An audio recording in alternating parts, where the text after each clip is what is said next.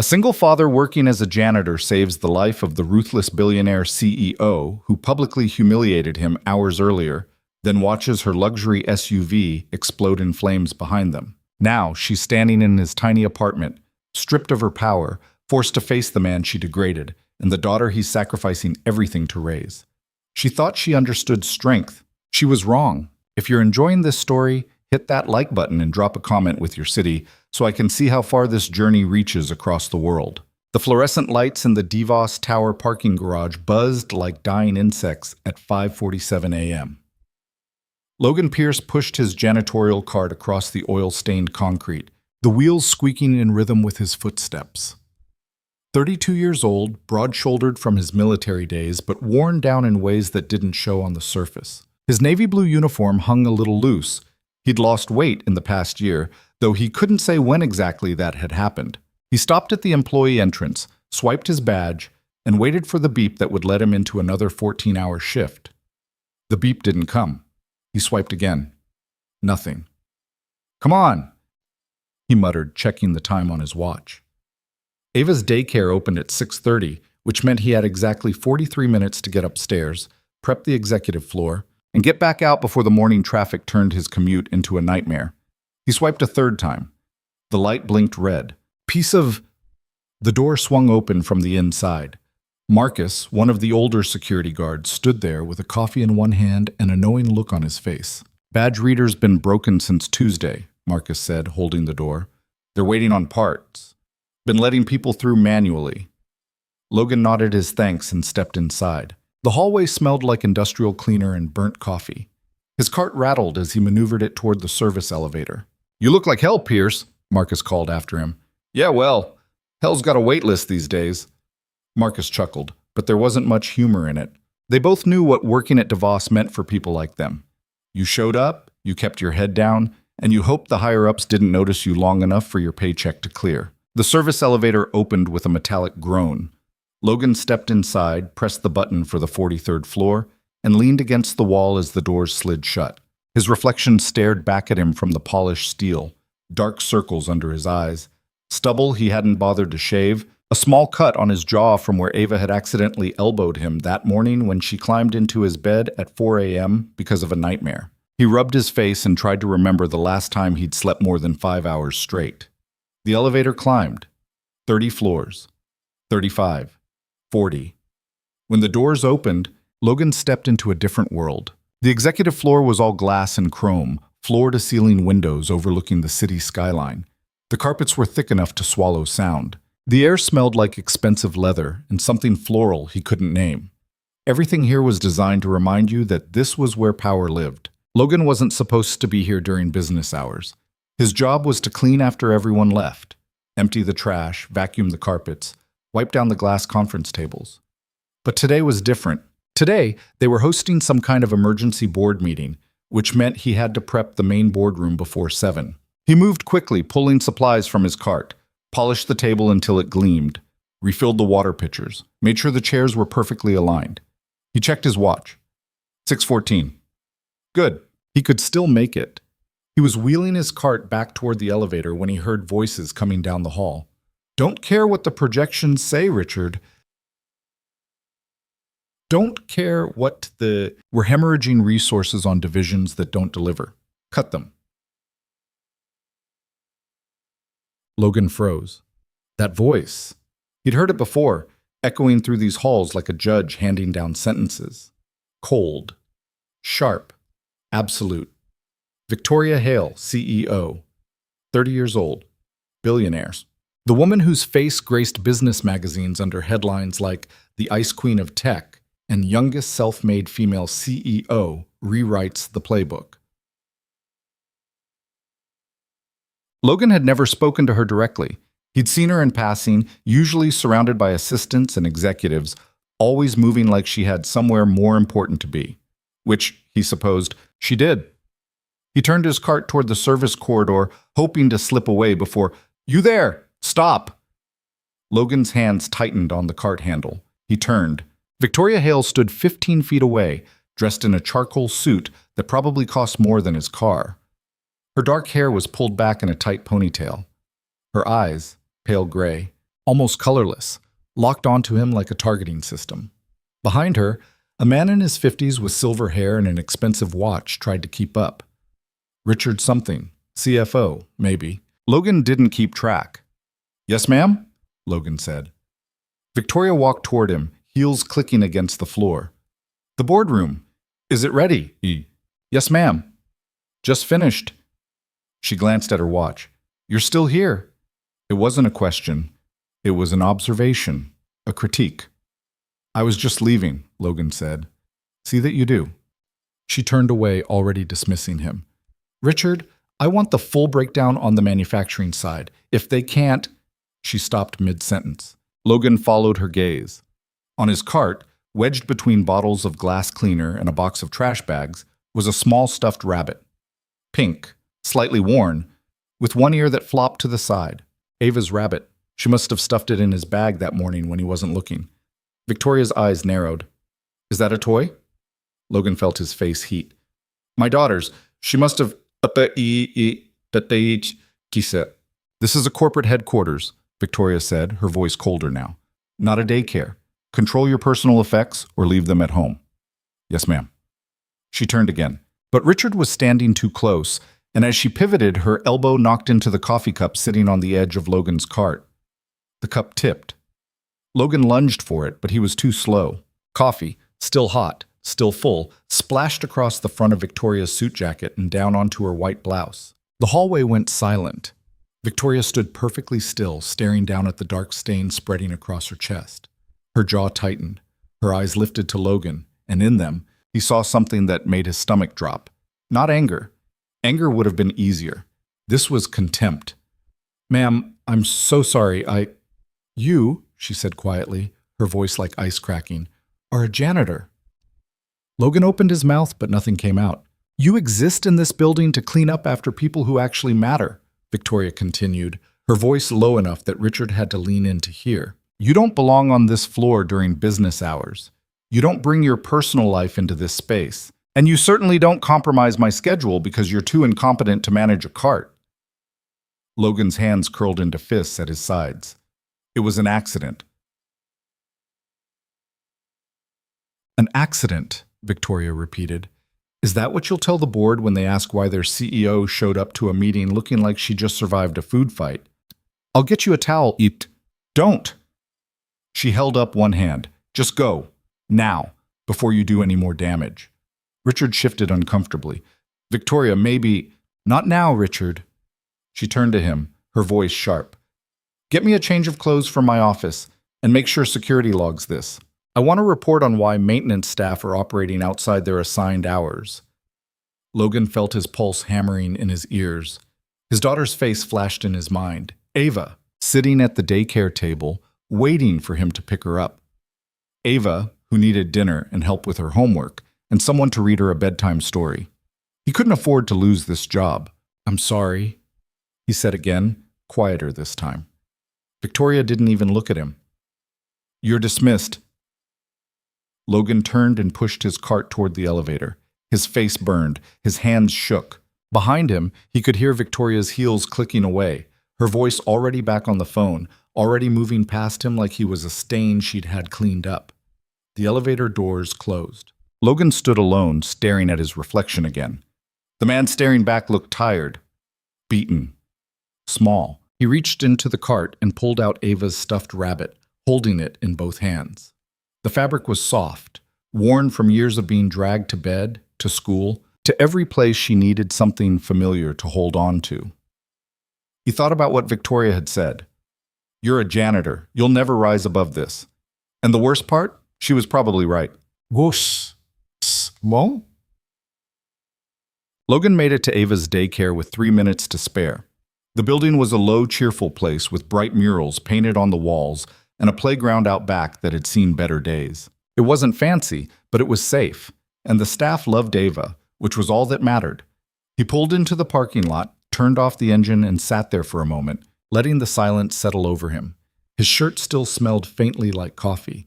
His jaw ached from clenching it the entire drive over. He couldn't stop replaying the scene in his head. The way Victoria had looked at him, the way her voice had cut through him like he was nothing. You're a janitor. He knew that. He'd known it every day for the past 3 years. Ever since he'd left his engineering career behind to take whatever work he could find that offered flexibility and didn't require a security clearance he no longer had. But hearing someone say it like that, like it defined everything he was, everything he'd ever be, it hollowed him out in a way he wasn't ready for. He shook his head and stepped out of the car. Inside, the daycare smelled like crayons and macaroni and cheese. Kids were scattered across the playroom, some building block towers, others coloring at low tables. Ava sat near the window, her dark curls pulled into 2 lopsided pigtails, her face scrunched in concentration as she drew something with a purple crayon. She looked up as Logan walked in, and her entire face lit up. "Daddy!" She launched herself at him, and Logan caught her, lifting her into his arms even though his back protested. She wrapped her arms around his neck and squeezed, and for a moment, the weight of the morning lifted. "Hey, Bug," he said softly. "You have a good day?" "Uh-huh. We made paintings. Mine's a dinosaur. Want to see?" "Absolutely, I have." She wriggled out of his arms and ran back to the table, returning with a piece of construction paper covered in green and purple splatters that might have been a dinosaur if you squinted and had a good imagination. "It's perfect," Logan said, and he meant it. Miss Carla, one of the daycare workers, appeared at his elbow. She was a round woman in her 50s with kind eyes and a smile that made you feel like everything would be okay. "She was a little angel today," Carla said, "though she did ask me if dinosaurs could eat clouds." Logan smiled despite himself. "What'd you tell her?" "I told her I'd have to check with a scientist." Carla's smile faded slightly as she looked at him. "You okay, Logan? You look worn out." "Long day," he said. "But I'm good." "You sure? Because if you ever need—" "I'm good," he said again, a little firmer this time. He appreciated Carla's concern, but he didn't need pity. Pity didn't pay bills. Carla nodded, though she didn't look convinced. "Well, you take care of yourself, okay? Ava needs you healthy." "I will." He took Ava's hand and led her out to the car. She chattered the entire way home, telling him about the other kids and the story Miss Carla had read and how she'd shared her snack with a boy who forgot his. Logan listened, responding when he needed to, but his mind kept drifting back to the tower, to Victoria Hale's voice, to the look in her eyes. By the time they got home, the sun was starting to set. Their apartment was on the 3rd floor of a building that had probably been nice in the 1980s, but had since given up on maintaining appearances.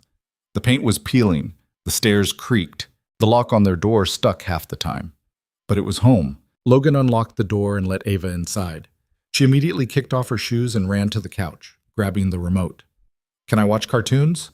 "Homework first," Logan said. "But Daddy, homework, then cartoons." She pouted, but pulled out her backpack and spread her papers across the coffee table. Logan moved into the kitchen, opening the fridge and scanning its contents. A carton of eggs, half a loaf of bread, some leftover spaghetti from 2 nights ago. He pulled out the spaghetti and started reheating it on the stove. Ava called out questions from the living room. "What's 8 plus 5? How do you spell banana?" "Why do worms live in dirt?" And Logan answered each one, stirring the pasta absently. His phone buzzed in his pocket. He pulled it out and saw a text from an unknown number. "Disciplinary hearing scheduled for Friday, 9 a.m. Attendance mandatory." His stomach dropped. He read the message again, then shoved the phone back into his pocket. Of course. Of course Victoria hadn't let it go. She was going to make an example out of him. "Daddy?" Ava's voice pulled him back. "Is dinner ready?" Logan forced a smile. "Almost, Bug. Just a few more minutes." He served the spaghetti, sat down across from Ava at their tiny table, and watched her twirl noodles onto her fork. She hummed while she ate, swinging her legs under the chair. She was happy, safe, fed. That was all that mattered, even if it meant swallowing his pride, even if it meant standing in front of a panel on Friday and apologizing for something that wasn't entirely his fault, even if it meant taking whatever punishment they handed down and smiling through it, because Ava needed him, and he'd be damned if he let her down. The storm started just after midnight. Logan woke to the sound of rain hammering against the windows, wind howling through the gaps in the frame. He lay there for a moment listening, then glanced at the clock. 12:47 a.m. He should have been asleep. He had to be up in 4 hours. Instead, he stared at the ceiling, his mind circling the same thoughts over and over. The hearing, the bills, the look in Victoria Hale's eyes. He finally gave up on sleep around 2 a.m. and moved to the kitchen, making himself a cup of instant coffee and sitting at the table with his laptop. He pulled up his bank account and stared at the numbers. Rent was due in 6 days. Ava's daycare bill was overdue by a week. His car insurance was coming up at the end of the month. If he lost this job, he closed the laptop. He wouldn't lose it. He couldn't. The storm raged outside, shaking the windows, and Logan sat in the dark, drinking bad coffee and trying not to think about how close everything was to falling apart. Friday morning arrived gray and heavy. Logan dropped Ava off at daycare, kissed her forehead, and told her he'd pick her up early. How early? She asked. Lunchtime, maybe. Her eyes widened. Really? Really? She grinned and ran inside, and Logan stood there watching her go, memorizing the way she looked when she was happy. Then he got in his car and drove to the tower. The hearing was held in a small conference room on the 37th floor. Logan sat across from 3 people he didn't know, 2 HR representatives and someone from legal. They asked him questions in flat clinical tones. What happened? Why he was on the executive floor? Whether he understood company policy regarding work hours? Logan answered honestly. He apologized. He explained. They listened without expression. At the end of 30 minutes, the woman from legal told him they'd send him their decision by end of business. Logan thanked them and left. He went back to work, cleaned the bathrooms on the 23rd floor, emptied trash bins, mopped floors. At 4 p.m., his phone buzzed. Final warning issued. Any further incidents will result in immediate termination. Logan read the message twice, then put his phone away and went back to work. He finished his shift at 6:30, picked up Ava, and drove home through streets still slick from the rain. That night, he made her macaroni and cheese from a box. She told him about a game she'd played at recess. He smiled and nodded and didn't tell her that his hands were shaking. After she went to bed, Logan sat on the couch and stared at the wall. He thought about Victoria Hale, sitting in her office somewhere high above the city, probably not even remembering his name. He thought about the rabbit on his cart, about Ava's smile, about the life he was barely holding together. And he made himself a promise. He'd survive this, whatever it took, because giving up wasn't an option. The next storm came 3 days later.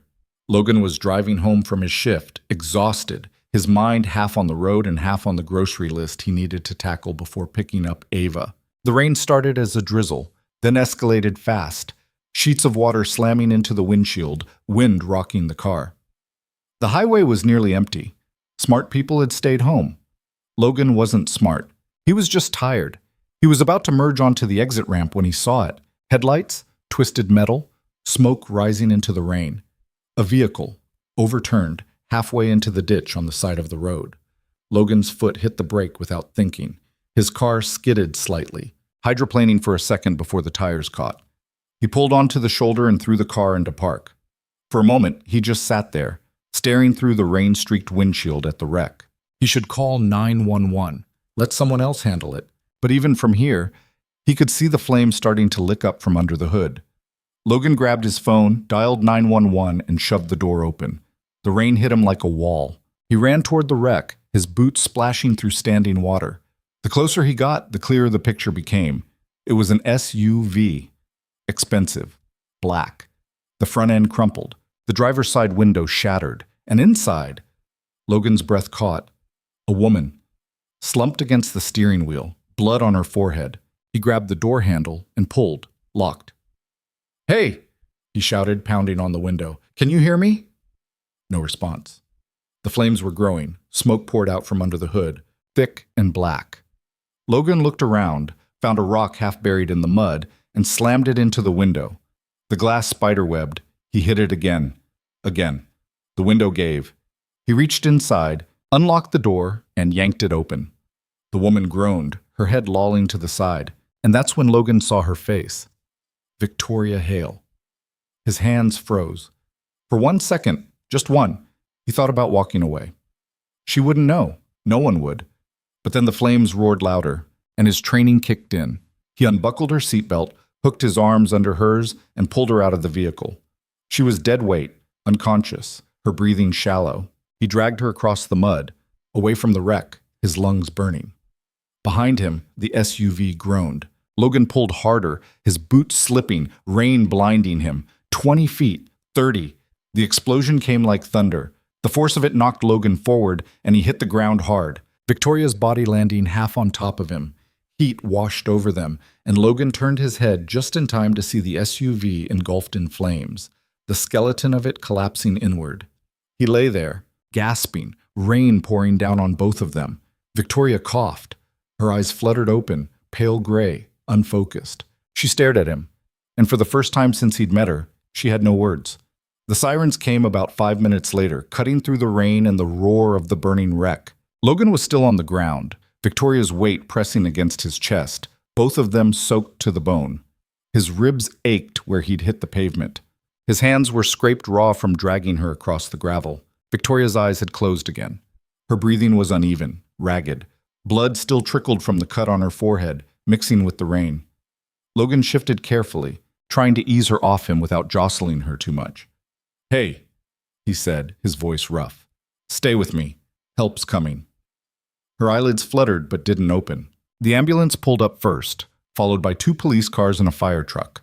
Paramedics rushed over, their voices clipped and professional as they assessed Victoria, checked her vitals, fitted a cervical collar around her neck. One of them, a younger guy with close-cropped hair, turned to Logan. "You pull her out?" Logan nodded. "She's lucky you were here. Another minute and—" He didn't finish the sentence. He didn't need to. They loaded Victoria onto a stretcher and into the ambulance. Logan stood there watching, water dripping from his hair, his shirt clinging to his skin. One of the cops approached him, a woman in her 40s with sharp eyes and a no-nonsense expression. "You're the one who called it in?" "Yeah." "Need a statement from you. You hurt?" "I'm fine." She looked him over, unconvinced, but pulled out a notebook. "Walk me through what happened." "Well, spot old Matt Brackett," Logan told her. Saw the wreck, stopped, pulled the woman out, explosion. He kept it simple, factual. The cop wrote it all down, asked a few clarifying questions, then nodded. "You did good," she said. "Most people would have driven past." Logan didn't respond to that. He wasn't sure what to say. The truth was, he almost had. The cop handed him a card. "If we need anything else, we'll call. You should probably get checked out too. Adrenaline's masking a lot right now." "I'm fine," Logan said again. She gave him a look that said she'd heard that before and knew it was bullshit, but she let it go. "All right, drive safe." Logan walked back to his car, his legs heavy, his whole body starting to register the damage. He climbed into the driver's seat and just sat there for a moment, staring at the steering wheel. His hands were shaking, not from fear, he'd been through worse in the military, but from the sheer weight of what had just happened. Victoria Hale, the woman who'd humiliated him, the woman who'd nearly gotten him fired. He'd just saved her life. He started the engine and pulled back onto the highway. The rain was letting up now, tapering off into a steady drizzle. His phone buzzed in the cup holder. He glanced at it. A text from the daycare. "Ava's asking when you're picking her up. Everything okay?" Logan cursed under his breath. He'd completely lost track of time. He texted back quickly. "On my way. 10 minutes. He pressed harder on the gas.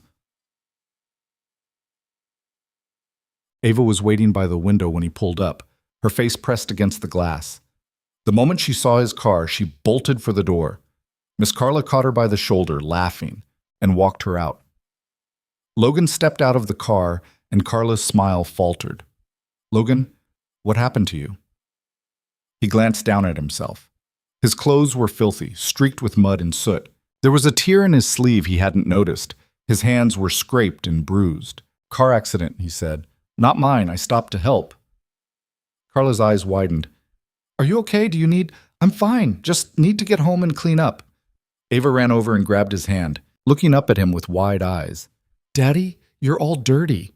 "I know, Bug. I'll take a shower when we get home." Carla still looked worried, but she let it go. "You call if you need anything, okay?" "Will do." He buckled Ava into the back seat and drove home, listening to her chatter about her day. She'd made a new friend. They'd played tag at recess. Miss Carla had read them a story about a dragon. Logan responded when he needed to, but his mind was elsewhere. He kept seeing Victoria's face in the moment she'd opened her eyes. The confusion, the fear, the absence of that cold, cutting control she always carried. Back at the apartment, Logan peeled off his ruined clothes and stood under the shower until the water ran clear.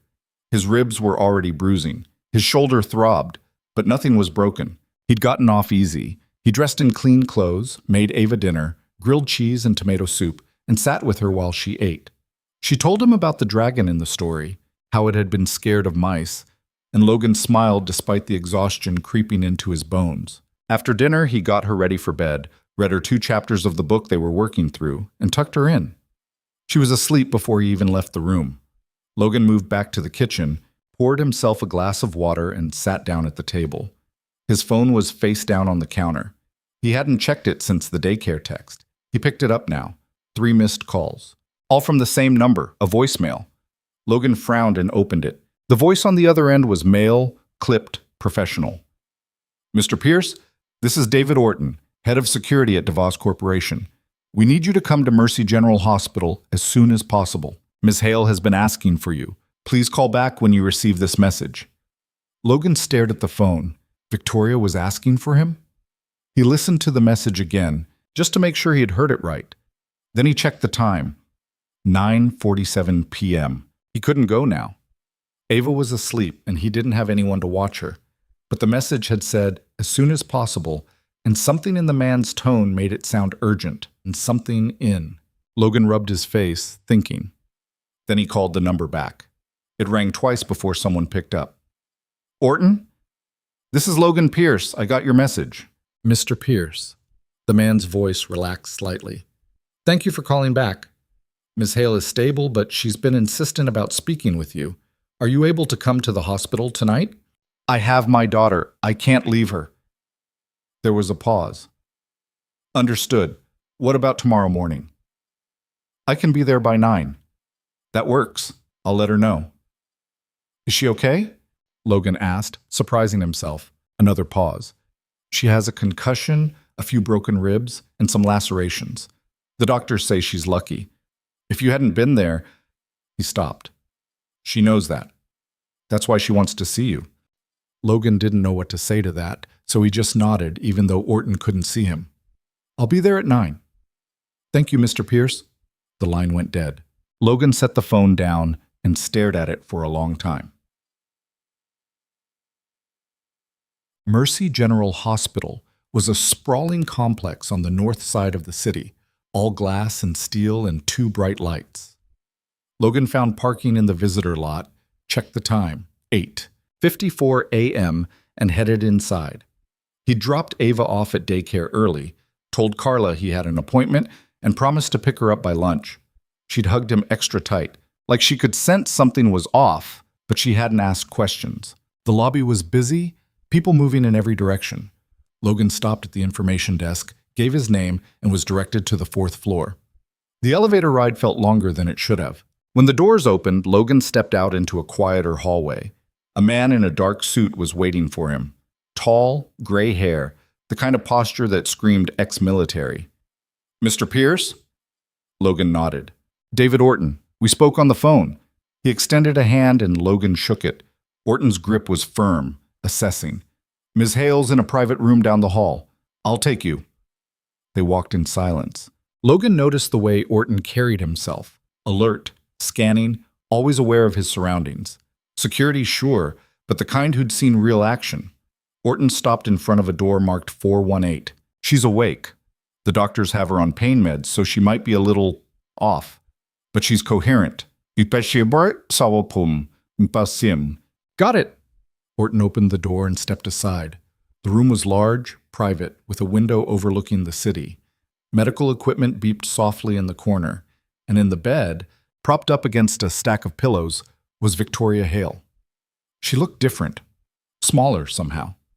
Her hair was loose, falling around her shoulders instead of pulled back in that severe ponytail. The left side of her face was bruised, a bandage covering the cut on her forehead. Her arm was in a sling. She turned her head when Logan walked in, and their eyes met. For a moment, neither of them spoke. Then Victoria said, her voice quieter than he'd ever heard it. You came. Logan stopped a few feet from the bed. You asked. She nodded slowly, like the movement hurt. I wasn't sure you would. Why? Because I was horrible to you. She said it plainly, without deflection.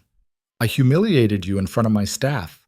I treated you like you didn't matter, and then you saved my life anyway. Logan didn't respond. He didn't trust himself to. Victoria looked down at her hands, which were folded in her lap. The doctors told me what you did. They said if you hadn't pulled me out when you did, I would have. She trailed off. I owe you everything. You don't owe me anything, Logan said. I do. She looked up at him again.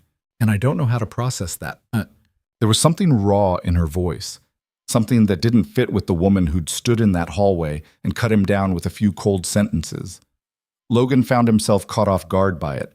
You were in an accident, he said finally. I did what anyone would have done. No?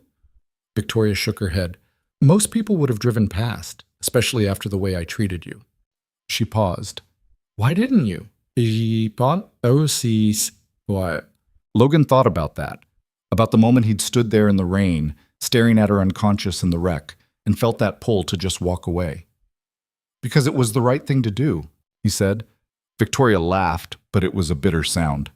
The right thing. I don't think I've done the right thing in years. Logan didn't know what to say to that, so he stayed quiet. Victoria shifted into the bed, wincing. The storm knocked out most of the cell towers. My phone's dead. I can't reach my assistant, my board, anyone. Orton's been trying to get in touch with people, but the lines are jammed. She hesitated. I'm stuck here for at least another day, maybe 2. That's probably a good thing, Logan said. You need to rest. I don't do rest. Yeah, I'm getting that. She almost smiled. Almost. I need a favor. Logan raised an eyebrow. A favor to...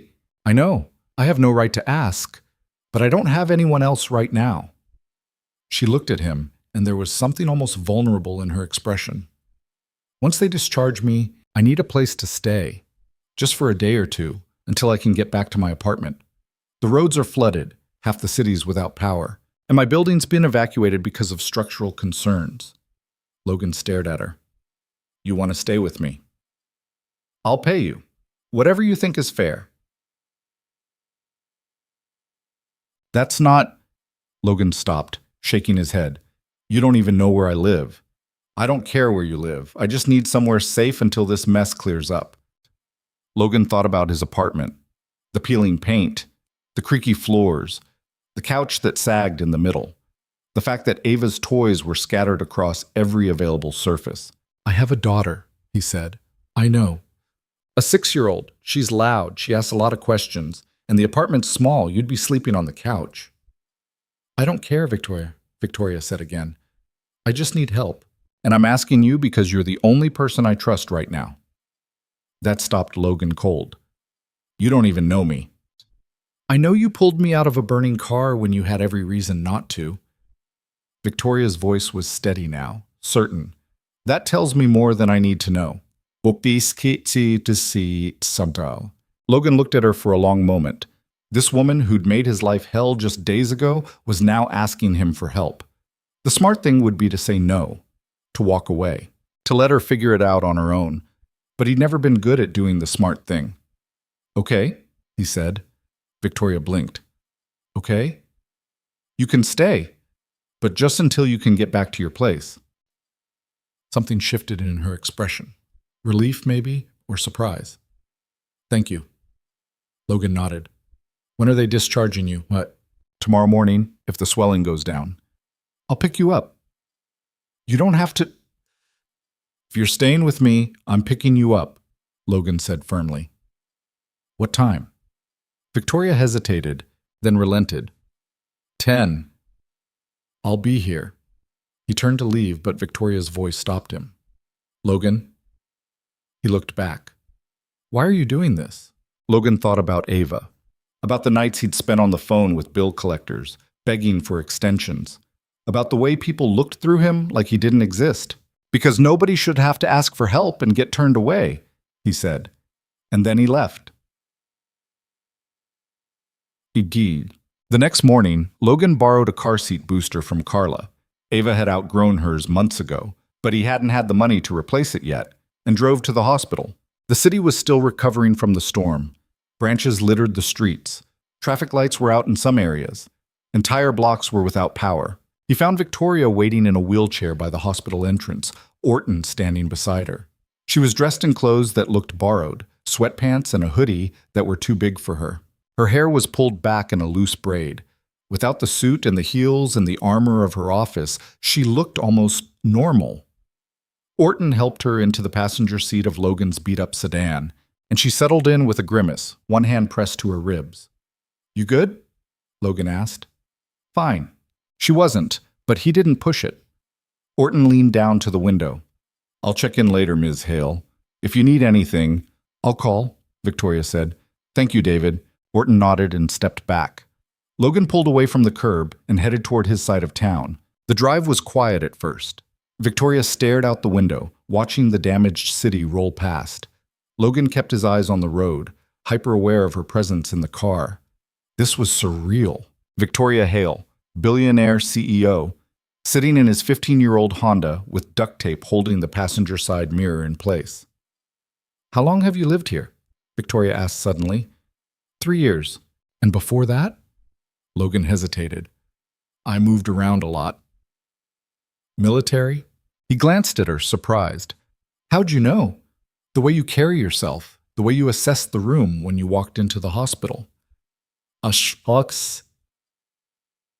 She paused. "My father was Air Force." "Aspirski Ika. Army." "Oh," Logan said. "Engineer Corps." "Why'd you leave?" That was a question he didn't answer often. "Personal reasons." Victoria nodded like she understood that some doors didn't get opened. "And now you're a janitor." "Yeah." Logan's voice was flat. "I know what you think of that." "I was wrong," Victoria said quietly. Logan's hands tightened on the steering wheel. He didn't respond. "I was wrong about a lot of things," Victoria continued, "and I'm sorry." Logan pulled up to a red light and finally looked at her. She was staring straight ahead, her jaw tight. "You don't have to apologize," he said. "Yes, I do." Victoria turned to face him. "What I said to you that day, it was cruel. And it wasn't about you. It was about me taking out my frustration on someone who couldn't fight back." She paused. "That doesn't excuse it, but I need you to know I'm sorry." The light turned green. Logan drove. "Okay," he said finally. "Okay?" "I heard you. Apology accepted." Victoria nodded slowly, and some of the tension in her shoulders eased. They drove the rest of the way in silence. Logan's apartment building looked worse in daylight. The siding was water-stained. The front steps were cracked. A broken lawn chair sat abandoned by the entrance. Logan parked and got out, moving around to help Victoria. She waved him off and climbed out on her own, though he could see the effort it cost her. They headed inside and up the stairs. On the second-floor landing, they passed Mrs. Chen, an elderly woman who lived alone with about 15 cats. She stopped, stared at Victoria, then looked at Logan with raised eyebrows. "Friend?" Logan said quickly. "Staying a couple days." Mrs. Chen's expression said she didn't believe that for a second, but she shuffled past without comment. Logan unlocked the door to his apartment and held it open. Victoria stepped inside and he watched her take it all in. The cramped living room, the secondhand furniture, the toys scattered across the floor, the dishes in the sink he hadn't had time to wash. "It's not much," Logan said. "It's fine," Victoria said, and to his surprise, she sounded like she meant it. Logan gestured to the couch. "That's where you'll be sleeping. I'll get you some blankets and a pillow." Victoria sat down carefully, testing the cushions. They sagged under her weight. "Where's your daughter?" "Daycare. I'll pick her up in a few hours." "What's her name?" "Ava." Victoria nodded. "How old?" 6. "Does she know I'm staying here?" Logan paused. "Not yet. I'll explain when I pick her up." "What are you going to tell her?" "The truth, that you're a friend who needed help." Victoria looked at him for a long moment. "I'm not sure I deserve that." "Pete?" Probably not, Logan said, but she doesn't need to know that. Victoria almost smiled.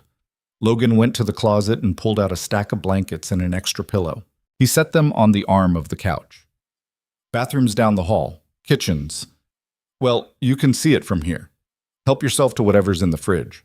Thank you, Logan nodded. I'm going to run some errands before I get Ava. You need anything? No, I'm good. Bah. He hesitated, then grabbed his keys. There's a first aid kit under the sink if you need it, and my number's on the fridge if something comes up. Logan. Victoria's voice stopped him at the door. I mean it, thank you. Don't mention it. He left before she could say anything else. Logan spent the next 2 hours at the grocery store, stocking up on food. He bought extra, pasta, bread, eggs, fruit, things that would stretch across a few days. His budget was already tight, but having Victoria here meant he couldn't just make do with leftovers and cereal. He also stopped at the pharmacy and picked up more bandages and antiseptic. The cut on Victoria's forehead would need cleaning. By the time he got back to the apartment, it was almost noon. He put the groceries away quietly, not wanting to wake Victoria if she was sleeping. But when he looked into the living room, she was awake, sitting on the couch with her phone plugged into the wall, scrolling through messages with a frown. Service back up? Logan asked. Barely. I've got about 200 emails and 30 missed calls. She set the phone down. My assistant's losing her mind. The board's threatening an emergency vote, and half my executives think I'm dead because I haven't responded in 2 days. You should probably let them know you're alive. I will, just not yet. Victoria rubbed her temples. I need a few more hours before I deal with that circus. I'm sorry, Logan understood that. He moved into the kitchen and started pulling out ingredients for lunch. You hungry? A little? Grilled cheese, okay? Sure. Logan got to work, and a few minutes later he set a plate in front of her. Victoria picked up the sandwich and took a bite, and something in her expression shifted. This is good, she said, surprised. It's just grilled cheese. I know, but... She trailed off. I don't remember the last time someone made me food that didn't come from a restaurant. Logan sat down across from her with his own plate. You don't cook? Down. I don't have time to cook. You should make time. Victoria laughed, but it was a sad sound. You sound like my father. He was smart then. They ate in silence for a while. Outside, the city hummed, distant traffic, sirens, the occasional shout from the street below. Normal sounds, human sounds. Victoria set her plate down. Can I ask you something? Sure. Why'd you really leave the military? Logan took a bite of his sandwich, chewing slowly while he decided how much to say. I had a daughter who needed me more than the army did. Her mother? Not in the picture. Victoria nodded, not pushing. That must have been hard, giving up your career. It was the right call. Do you ever regret it? Logan thought about that, about the late nights studying engineering textbooks, the plans he'd had, the future he'd built in his head, about how all of it had evaporated the moment the doctor had handed him Ava, tiny and fragile and completely dependent on him. No, he said. I don't. Victoria looked at him like she was trying to figure out if he was lying. Then she nodded. You're a better person than I am. I doubt that. You shouldn't. Victoria's voice was quiet. I've spent the last 10 years building something I thought mattered, and the whole time I've been stepping on people like you to do it. She paused. I don't even know why anymore. Logan didn't have an answer for that. Before he could think of one, the door burst open and Ava came running in. Logan's head snapped up. Bug, what? Carla appeared in the doorway, looking sheepish. Sorry, Logan. She saw your car in the lot and bolted before I could stop her. Said she wanted to surprise you. Ava skidded to a halt in the middle of the living room, her eyes going wide as she spotted Victoria on the couch. Daddy, she whispered loudly, there's a lady here. Victoria stared at Ava. Ava stared back, and Logan, caught between them, realized his life had just gotten a whole lot more complicated. Logan stood up quickly, moving between Ava and Victoria like he could somehow shield them from the awkwardness of this moment. Bug, I told you I'd pick you up at the regular time. But I wanted to see you now, Ava said, her eyes still locked on Victoria. Then, With the blunt curiosity only a 6-year-old could manage, she asked, "Why does that lady have a bandage on her head?" Yaol. Victoria touched the gauze on her forehead reflexively, and for a second she looked completely out of her depth. Logan had seen her command boardrooms, cut down executives with a single glance, carry herself like she owned every space she entered. But sitting there on his sagging couch, faced with a child's direct question, she looked lost. She was in an accident, Logan said, crouching down to Ava's level. Remember I told you I helped someone the other night? This is her. Her name's Victoria, and she's going to stay with us for a couple days until she feels better. Ava's eyes widened. She's sleeping here? On the couch, yeah. But that's where we watch cartoons. We can still watch cartoons. Victoria just needs to rest sometimes. Yulchis wolpo ishte. Ava processed this, her little face scrunched up in thought. Then she walked right past Logan and stopped in front of Victoria, tilting her head to the side. "Does it hurt?" she asked, pointing at the bandage. Victoria blinked, clearly caught off guard. "A little. When I fall down, Daddy puts a Band-Aid on me and it makes it better. Do you want a Band-Aid? I have princess ones."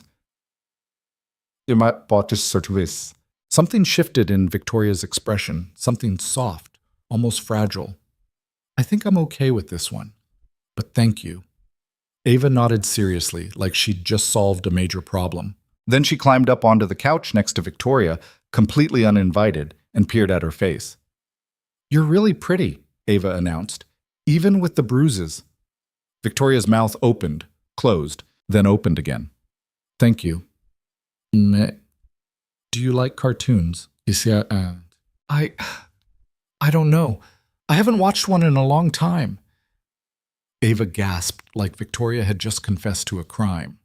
"You don't watch cartoons?" "I work a lot." "That's sad."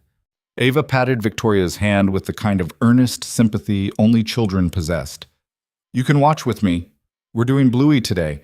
It's about a family of dogs, but they're nice dogs, not scary ones." Logan stood there watching this unfold, completely unsure whether to intervene. Carla was still in the doorway, her hand over her mouth, clearly trying not to laugh. Victoria looked at Ava, then at Logan, then back at Ava. "Okay," she said quietly. "I can watch with you." "Boy, but poor she." Ava beamed and immediately started explaining the entire premise of the show in a breathless rush of words that didn't leave room for anyone else to speak. Victoria just sat there, nodding occasionally, looking like she'd been dropped into an alternate dimension. Carla caught Logan's eye and mouthed, "You good?" Logan nodded, and Carla gave him a little wave before slipping out, closing the door behind her. Logan moved into the kitchen, giving them space, and started putting away the rest of the groceries. Through the doorway, he could hear Ava chattering away, her voice rising and falling with excitement as she pointed at the TV screen. Victoria's responses were quieter, more measured, but she was responding, actually engaging. By the time Logan finished in the kitchen and walked back into the living room, Ava had somehow convinced Victoria to sit on the floor with her, and they were building a tower out of wooden blocks. Victoria's movements were careful, deliberate, her ribs clearly bothering her, but she was doing it anyway. "Daddy, look!" Ava pointed at the tower, which was leaning slightly but still standing. "We made it taller than me." "That's pretty tall," Logan said, settling into the armchair. "Victoria's really good at building," Ava said proudly, like she'd discovered this herself. "She knows how to make it not fall down." Victoria glanced at Logan, and there was something almost sheepish in her expression. "Engineering degree," she said by way of explanation. Logan raised an eyebrow. "You have an engineering degree?" "MIT, graduated top of my class." She placed another block carefully on the tower. "Before I decided business school made more sense." "Why?" Victoria paused, her hand hovering over the blocks. "Because my father told me engineers build things, but business leaders build empires." She said it flatly. "Shike," like she was quoting someone else's words. "He was right, I guess." "Was he?" Logan asked. Victoria didn't answer. She just placed the block and sat back, watching Ava add another one to the top. They spent the rest of the afternoon like that. Ava dragging Victoria from one activity to the next with the kind of relentless energy only kids had, and Victoria, despite clearly being exhausted and in pain, going along with it. They colored. They played a card game Ava made up on the spot with rules that changed every 3 minutes. They read a picture book about a mouse who wanted to be an astronaut. And through it all, Logan watched Victoria transform.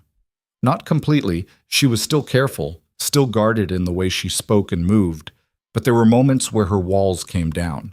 When Ava said something funny and Victoria laughed, a real laugh that sounded surprised, like she'd forgotten she could make that sound. When Ava asked her to help tie a ribbon around her stuffed rabbit, and Victoria's hands fumbled with the knot, clumsy and uncertain, and she had to try 3 times before getting it right. By the time dinner rolled around, Ava had claimed Victoria as her personal guest, sitting next to her at the table and insisting on sharing her juice box. Logan made spaghetti, nothing fancy, just pasta and jarred sauce, and set plates in front of them. Ava dug in immediately, getting sauce on her chin within seconds. Victoria ate more slowly, carefully, like she was still processing the fact that she was sitting in a cramped kitchen in a part of town she'd probably never visited before, eating a $5 meal off mismatched plates. "This is good," Victoria said after a few bites. "It's just spaghetti," Logan said. "I know." Victoria twirled pasta onto her fork. "But it's good." Ava looked up at her, sauce smeared across her face. "Daddy makes the best spaghetti, and grilled cheese and pancakes, and I get it, Bug. I'm a culinary genius." Ava giggled, and Victoria smiled, a real smile this time, not the polite corporate version Logan had seen in passing at the tower. After dinner, Logan cleaned up while Ava insisted on showing Victoria her room. He could hear them down the hall, Ava's voice explaining every single toy, every drawing taped to the wall, every rock and feather she'd collected from the playground. When they came back out, Ava was yawning, her energy finally starting to crash. "Bedtime, Logan said. "But I'm not tired." "Yes, you are." Ava pouted, but didn't argue. She walked over to Victoria and held out her arms. "Good night hug?" Victoria hesitated, then leaned down carefully, letting Ava wrap her small arms around her neck. "Good night, Ava." "Will you still be here in the morning?" "I will." "Good." Ava pulled back, satisfied. "Then we can have pancakes." Logan scooped her up, ignoring her half-hearted protests, and carried her to the bathroom to brush her teeth. By the time he got her into bed, she was already half asleep, her stuffed rabbit tucked under one arm. "Daddy?" she mumbled as he pulled the blanket up to her chin. "Yeah, Bug?" "I like Victoria. She's nice." Logan kissed her forehead. "Yeah, she is." Ava's eyes fluttered closed, and within seconds, she was out. Logan stood there for a moment, watching her sleep, then quietly left the room, leaving the door cracked open just enough to let the hallway light in. When he came back to the living room, Victoria was sitting on the couch, her phone in her hands, staring at the screen with an expression he couldn't quite read. "Everything okay?" Logan asked. Victoria looked up, startled, like she'd forgotten he was there. "Yeah, just work stuff." Logan sat down in the armchair across from her. "You don't have to answer those tonight, you know. You're supposed to be resting." "I know." Victoria set the phone down face up on the couch cushion. "But if I don't, they'll keep calling, and eventually someone will track me down. Let them." Victoria gave him a look. "You don't understand. My company doesn't stop just because I'm not there. There are decisions that need to be made, contracts that need signing, fires that need putting out. And none of that matters if you collapse from exhaustion." "I'm fine. Yeah, you have broken ribs and a concussion," Logan said flatly. "You're not fine, and pushing yourself isn't going to make you heal faster." Victoria's jaw tightened. For a moment, Logan thought she was going to argue, to push back with that same cold authority she'd used on him in the tower. But instead, she just looked away, her shoulders sagging slightly. "I don't know how to do this," she said quietly. "Do what?" "Stop." She gestured vaguely at the room, at herself, at the phone still glowing on the cushion beside her. "I've been running at full speed for so long, I don't remember what it feels like to just be still." Logan leaned back in the chair, studying her. "Then maybe this is a good time to learn." Victoria laughed, but there was no humor in it. "You make it sound easy." It's not. But you're here anyway, so you might as well try. Was. She looked at him then, really looked at him, and Logan saw something flicker in her eyes. Uncertainty, maybe, or fear. He recognized it because he'd felt it himself, years ago, when he'd realized the life he'd planned was gone and he had to build something new from nothing. Your daughter, Victoria said after a long silence. She's lucky to have you. Logan didn't know what to say to that, so he just nodded. I mean it, Victoria continued. The way she looks at you, the way she trusts you, that's not something you can fake. She's a good kid. She is, but that's because of you. Victoria's voice was softer now, almost wistful. My father worked constantly. I barely saw him. When I did, it was always about performance, grades, achievements, what I was going to do next. I don't remember him ever just sitting with me the way you do with her. I'm sorry, Logan said. Don't be. It made me who I am. She paused, or at least who I thought I wanted to be. Logan didn't push. He just sat there, letting the silence stretch between them, comfortable and heavy. Eventually, Victoria picked up her phone again, scrolled through a few messages, then turned it off completely. She set it on the coffee table and looked at Logan. Okay, shit, she said. Okay, what? I'll try. To stop. For tonight, at least. Logan nodded. Good. He got up, grabbed the stack of blankets he'd left on the couch earlier, and handed them to her along with the pillow. Bathroom's yours if you need it. I'll be up for a while, so if you need anything, just let me know. Thank you, Victoria said, and this time, when she said it, it didn't sound like a corporate pleasantry. It sounded real. Logan went to his room, leaving the door open in case Ava called out, and sat on the edge of his bed. Through the thin walls, he could hear Victoria moving around in the living room, the creak of the couch as she settled in. This was insane, he knew that.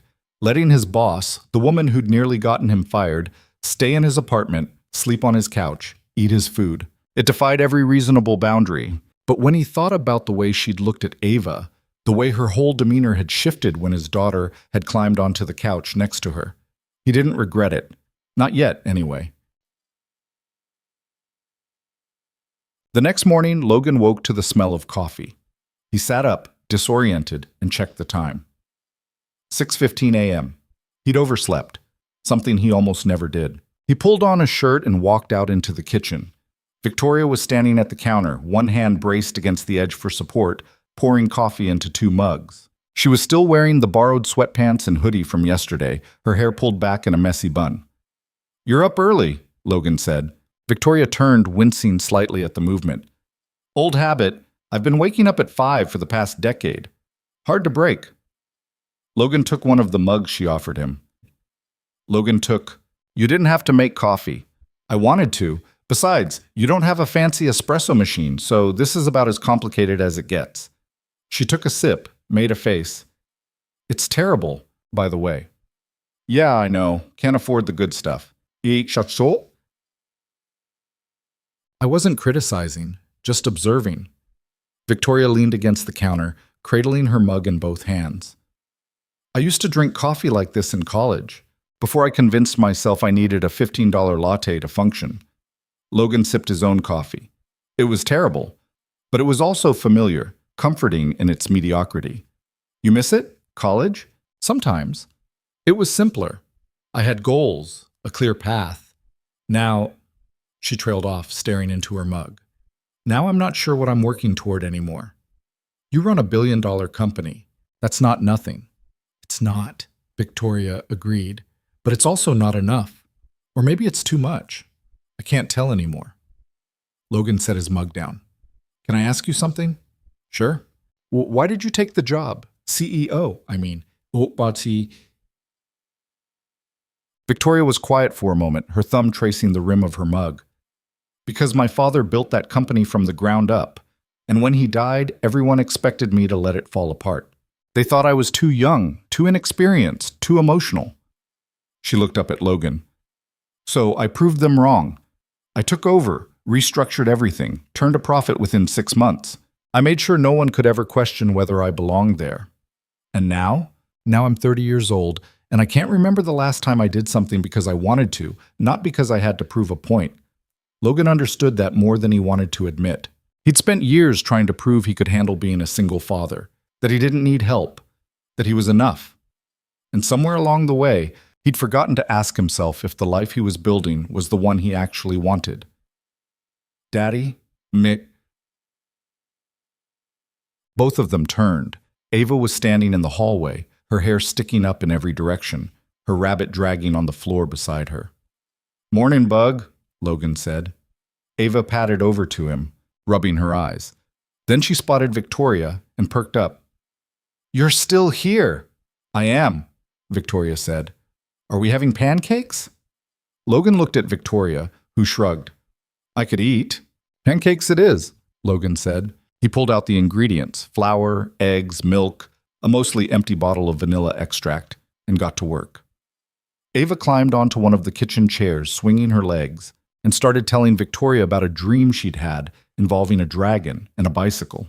Victoria listened, asking questions in the right places, and Logan found himself glancing over at them while he mixed the batter. There was something surreal about the scene. His daughter and his boss, sitting at his kitchen table, talking about imaginary dragons like it was the most natural thing in the world. He poured the batter onto the griddle, flipping pancakes while Ava's story grew increasingly elaborate. By the time he set a stack of pancakes in front of them, the dragon had somehow learned to juggle. They ate together, the three of them crowded around the small table, and for a little while, it almost felt normal, like this was just how things were. After breakfast, Logan cleaned up while Victoria sat with Ava on the couch, watching cartoons. He kept expecting her to get restless, to reach for her phone, to retreat back into the version of herself that lived in the tower. But she didn't. She just sat there, letting Ava lean against her shoulder, watching animated dogs navigate the complications of family life. Around mid-morning, Logan's phone buzzed. He pulled it out and saw a text from Marcus, the security guard from the tower. "You see the news? Buildings being evacuated. Structural damage from the storm. Nobody's allowed back in until inspections are done. Could be days." Logan stared at the message, then looked over at Victoria. "Hey," he said. "You see this?" Victoria glanced up. "See what?" He handed her his phone. She read the message, her expression shifting from neutral to tense in the span of a second. "Days," she repeated. "Looks like it." Victoria handed the phone back, her jaw tight. "I need to make some calls." She stood up carefully, retrieved her phone from the coffee table, and stepped out onto the small balcony off the living room. Through the glass door, Logan could see her pacing, or trying to, given the limited space and her injuries, her phone pressed to her ear. Ava looked up at Logan. "Is Victoria mad?" "Not mad, just stressed." "Why?" "Grown-up stuff." Ava accepted this with a shrug and went back to her show. Logan watched Victoria through the glass. Her free hand was gesturing sharply as she spoke, her shoulders tense. Whatever was happening on the other end of that call, it wasn't going well. After about 10 minutes, she came back inside, her face pale. "Problem?" Logan asked. "The board wants to hold an emergency vote," Victoria said, her voice tight. "They're saying that with me unavailable and the building compromised, they need to install an interim CEO. Richard's pushing for it." "Can they do that?" "Technically, yes, if they can prove I'm incapacitated." She sat down heavily on the couch, one hand pressed to her ribs. "Which I'm not, but I can't exactly show up to a board meeting looking like this." Logan thought about that. "So don't show up in person, do it remotely." "They'll say I'm too injured to lead." "Are you?" Victoria's eyes snapped to his, sharp. "No." "Then prove it." She stared at him for a long moment, then pulled out her phone again and started typing rapidly. "I need to set up a video conference today. Can I use your laptop?" "Yeah, but it's old. Might not run the best." "It'll have to do." Logan grabbed his laptop from his bedroom, a machine he'd bought secondhand 3 years ago that barely ran basic programs, and handed it to her. Victoria opened it, made a face at the outdated operating system, but got to work. Within 20 minutes, she'd scheduled a call with the board for 2 p.m.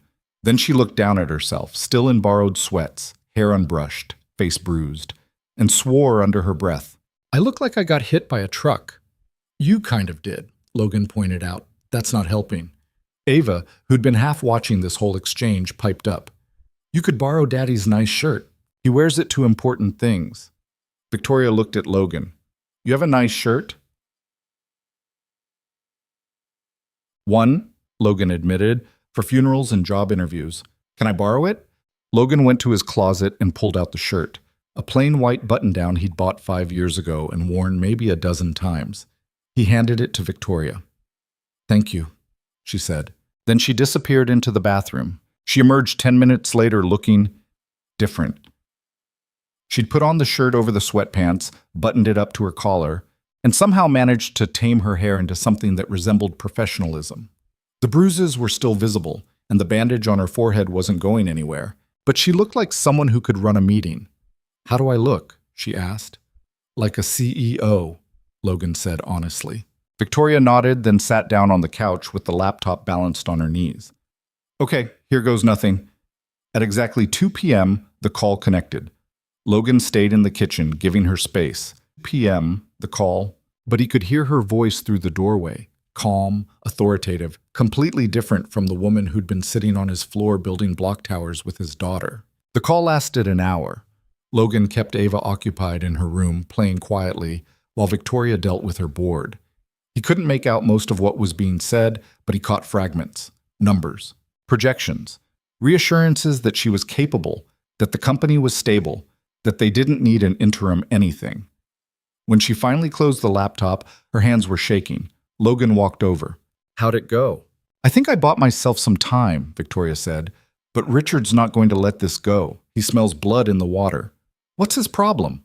He wants my job, has for years. He's been waiting for me to slip up, and this, she gestured at her injuries, at the laptop, at the whole situation, is the opening he's been looking for.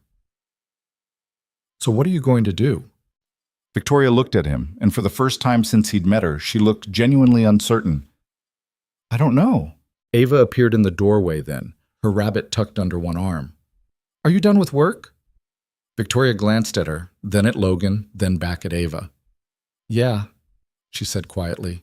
I'm done. Good. Come play with me. And just like that, Victoria set the laptop aside and let Ava pull her back into a world where the biggest concern was whether the dragon could really learn to juggle. Logan watched them go, and he thought about the version of Victoria who'd humiliated him in that hallway, and the version sitting on his living room floor right now, letting a 6-year-old arrange her hair into lopsided pigtails. They weren't the same person. Or maybe they were, and he was just finally seeing past the armor. That night, after Ava had gone to bed, Logan and Victoria sat in the living room in comfortable silence. She was stretched out on the couch, her injuries clearly bothering her, but she didn't complain. Logan sat in the armchair, a book open in his lap that he wasn't really reading.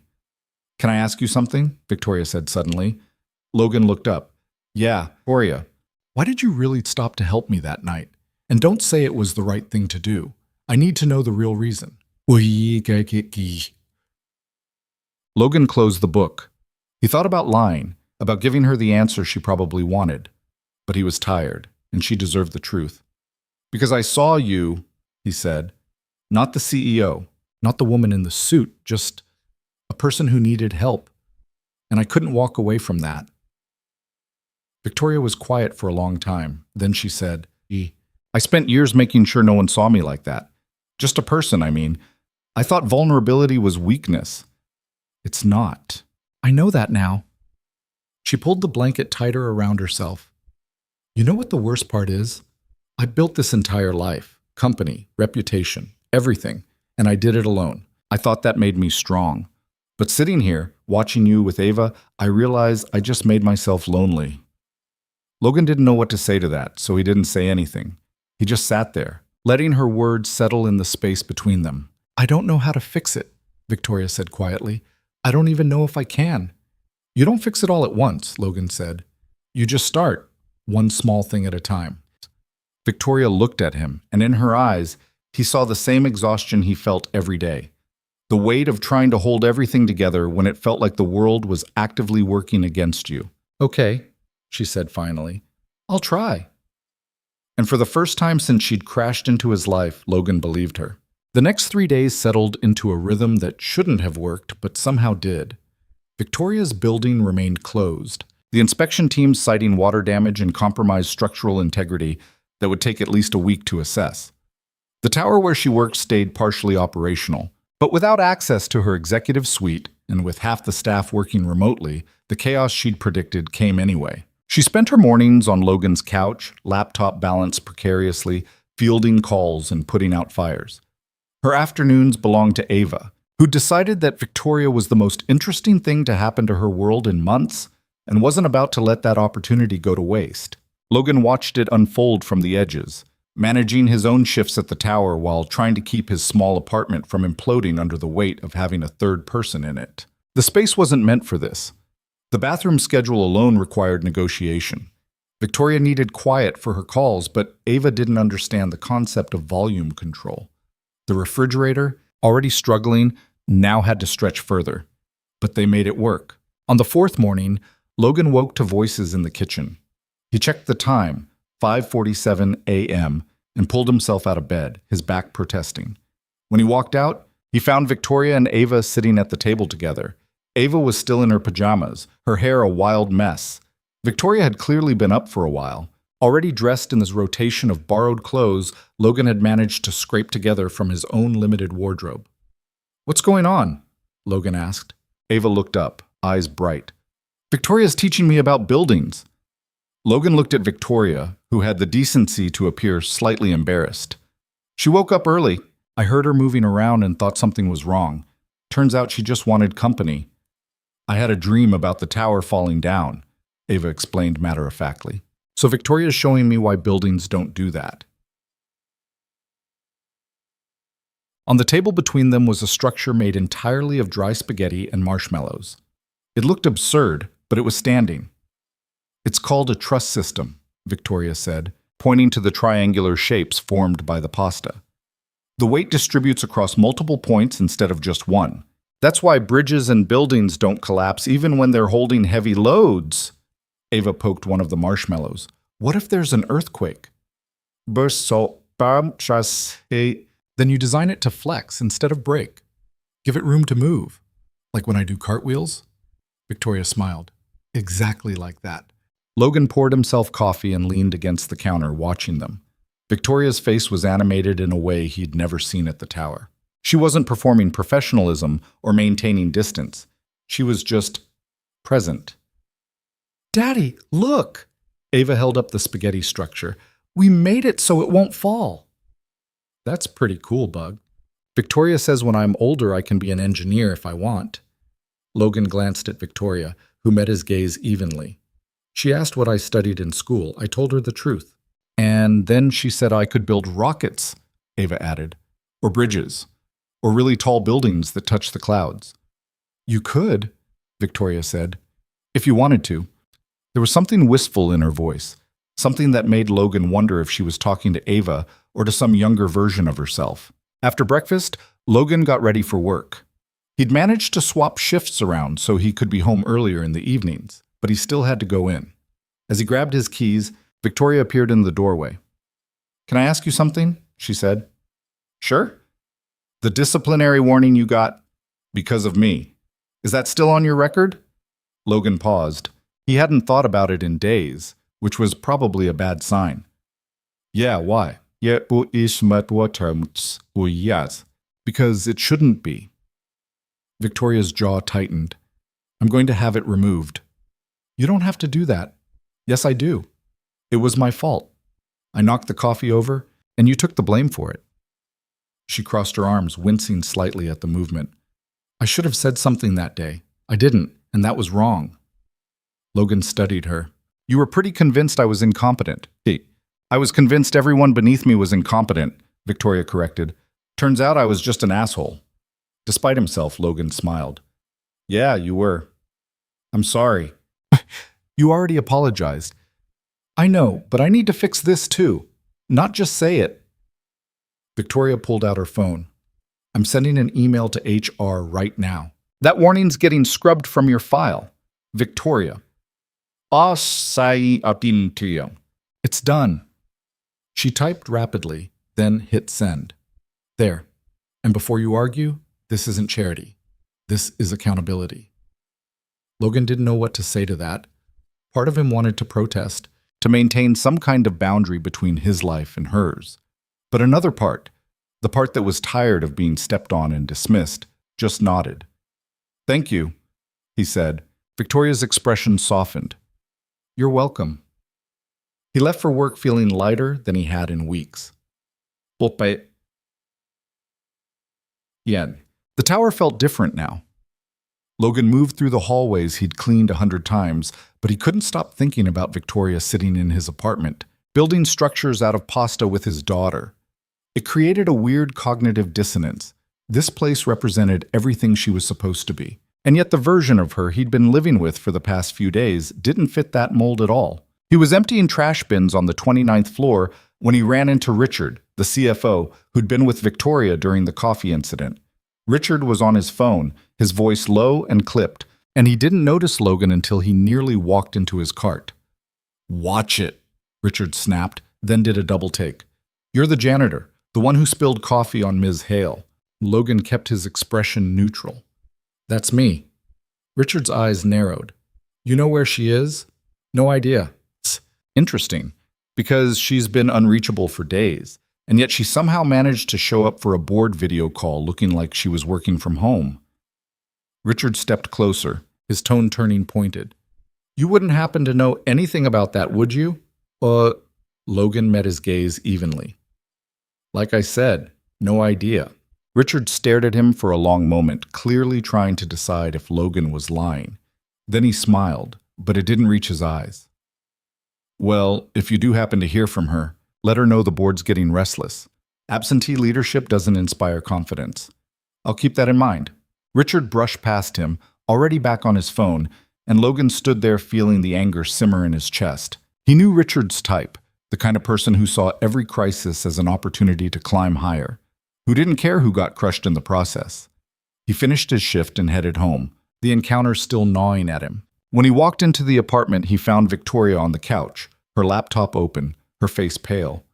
Ava was in her room, the sound of her plane drifting down the hallway. "You okay?" Logan asked. Victoria looked up and he could see the strain in her eyes. "Richard's making his move. He's convinced 3 board members to support a vote of no confidence." Logan set his keys down. "When?" "End of the week. He's arguing that my injuries make me unfit to lead, and that the company needs stable leadership during the recovery." She laughed bitterly. "Stable leadership?" Like he has any idea what that means. "Can he actually pull it off?" "Maybe, if he gets enough votes." Victoria closed the laptop and rubbed her temples.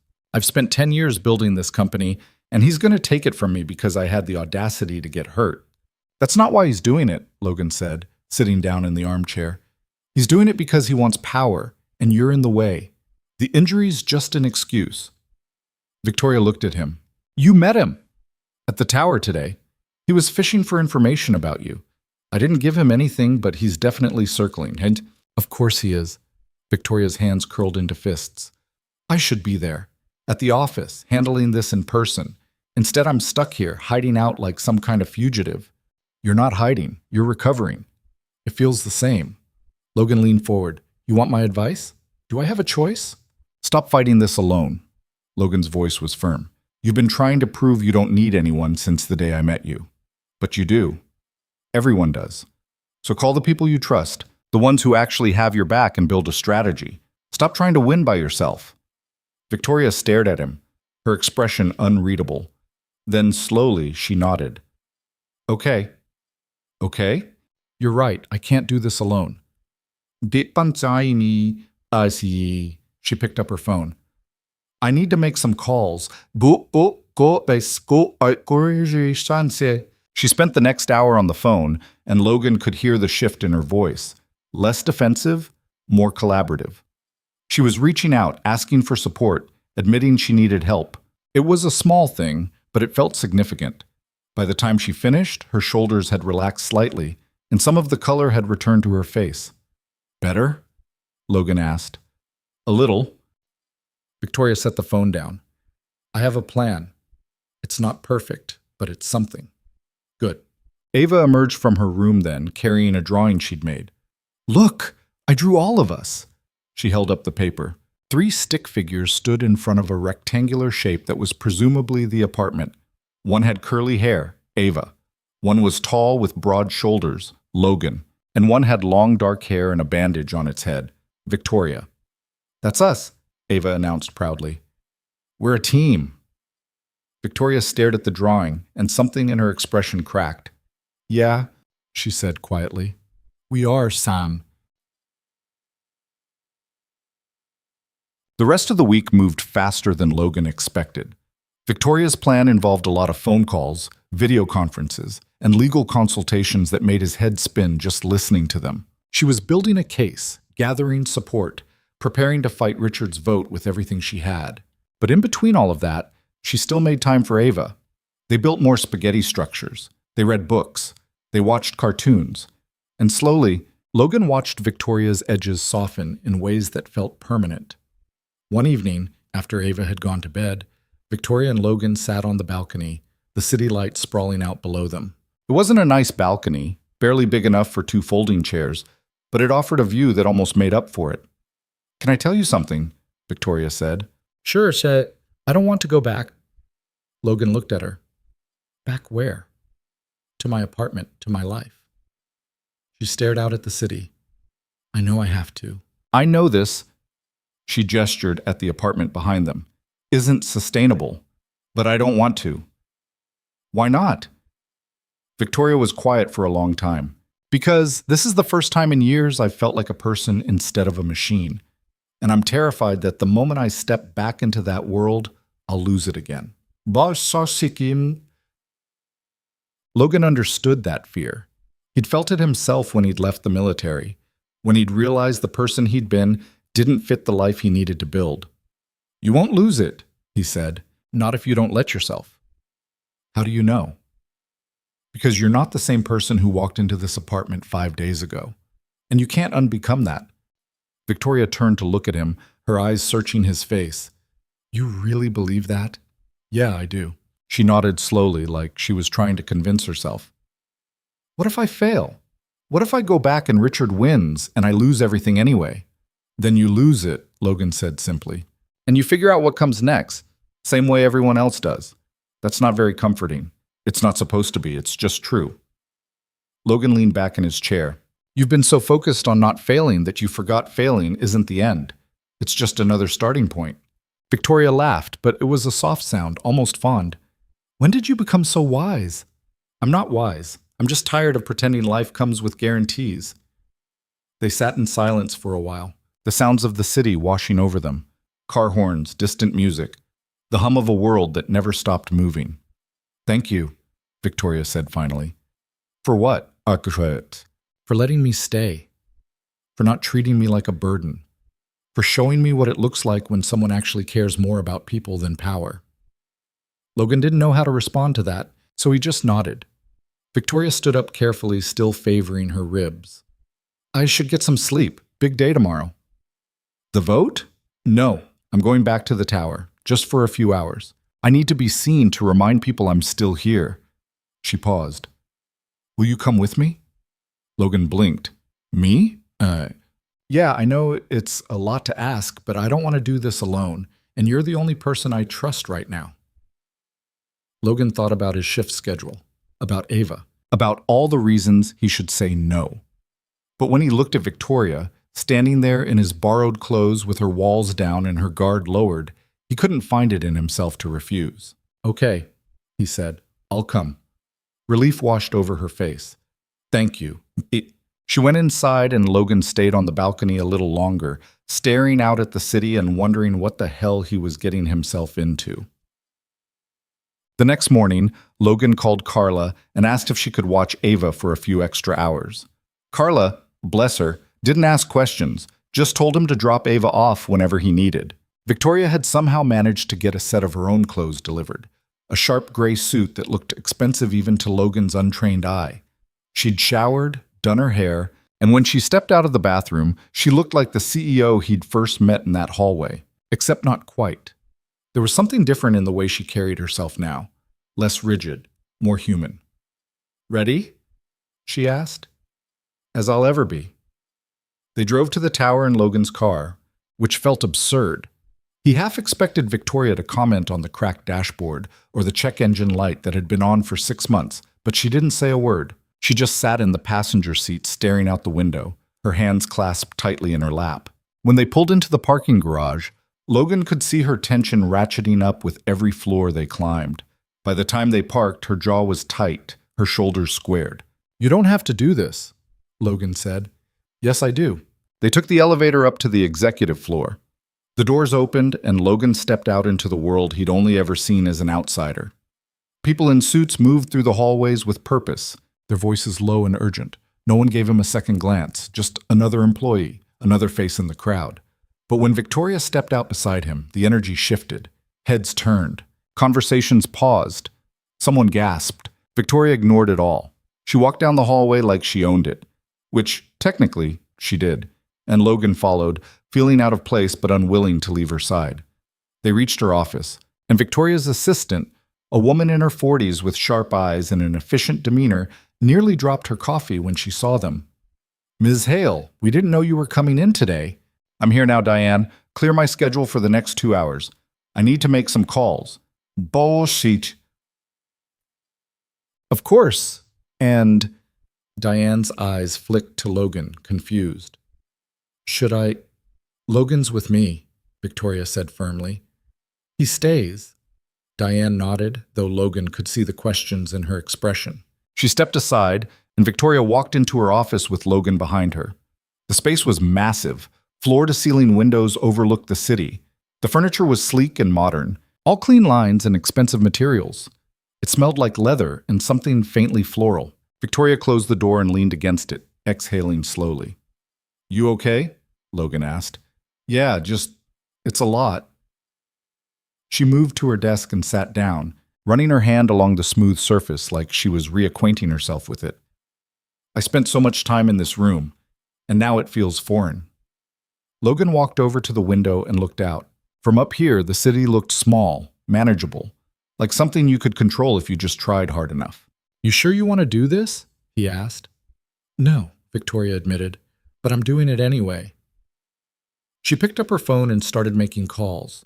Logan stayed by the window, listening to her navigate conversations with board members, executives, and stakeholders.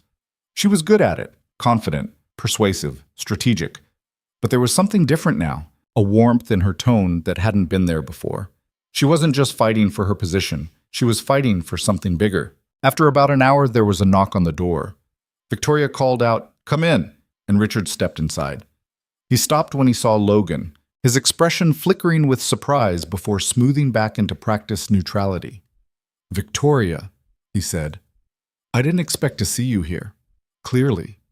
Victoria stood, and even though she was still visibly injured, she commanded the room. "I heard you've been busy, Richard, gathering votes, making calls. Richard's smile was thin, just ensuring the company's stability. "By trying to remove me?" "By doing what's necessary." Richard's eyes flicked to Logan again, dismissive. "Perhaps we should discuss this privately." "Logan stays," Victoria said. "He's here at my request." Richard's jaw tightened, but he didn't argue. "Fine. Then let's be direct. You're injured, Victoria. You've been absent for nearly a week. The board is concerned, and rightfully so. We need leadership that's present, that's capable." "I am capable," Victoria cut in, "and I've been working remotely, handling every major decision that's come across my desk. Check with Diane if you don't believe me." "Working remotely isn't the same as being here." "Neither is staging a coup." Victoria's voice was sharp now, cutting. "Let's not pretend this is about my health, Richard. You want my job. You've wanted it since the day I took over, but you're not going to get it by exploiting a car accident." Richard's expression darkened. "You're being emotional." "I'm being honest. There's a difference." Victoria stepped forward, and despite her injuries, she looked formidable. "Here's what's going to happen. I'm calling a full board meeting for Monday, in person. And I'm going to show every single one of them that I'm perfectly capable of leading this company. And if you want to challenge me, you're welcome to try. But do it honestly, not through backroom deals and manipulations." Richard stared at her, his hands clenched at his sides. Then he smiled, cold and calculated. Monday, then. We'll see how confident you are when the votes are actually cast. He turned and left, the door clicking shut behind him. Victoria sank back into her chair, her bravado crumbling the moment he was gone. Her hands were shaking. Logan moved to her desk. You did good. I don't feel good. I feel like I'm about to throw up. See, that's normal. You just stood up to a guy who's trying to destroy you. Victoria looked up at him, and there was fear in her eyes. Real, raw fear. What if he wins? Then he wins, Logan said. And you move on, but you're not going to make it easy for him. Victoria nodded, taking a shaky breath. Okay. She stood up, straightened her jacket, and walked back out into the hallway with Logan beside her. They spent the next hour making the rounds, stopping by departments, talking to employees, showing everyone that she was present, engaged, and very much in control. By the time they left, Victoria looked exhausted, but there was a spark in her eyes that hadn't been there before. On the drive back, she leaned her head against the window and closed her eyes. Thank you for coming, she said quietly. Anytime. I mean it. I couldn't have done that without you. Logan didn't respond. He just drove, the city rolling past them, and thought about how strange life could be. A week ago, this woman had been his boss, someone he'd barely spoken to. Now she was sitting in his car, trusting him with pieces of herself she didn't show anyone else. He still wasn't sure what to make of it, but he knew he didn't regret pulling her out of that wreck, not even a little bit. Monday arrived like a storm cloud, heavy and inevitable. Logan woke before his alarm, the anxiety that had been building all weekend finally reaching its peak. He lay there in the dark, listening to the apartment settle around him, and thought about what today meant for Victoria. She'd spent the entire weekend preparing. Conference calls that stretched late into the night, documents spread across every surface of his living room, her voice growing hoarse from talking, her movements slower as exhaustion compounded with her injuries. Logan had watched her push herself to the edge, and every time he told her to rest, she'd look at him with those gray eyes and say, I can't. Not yet. Ava had picked up on the tension too.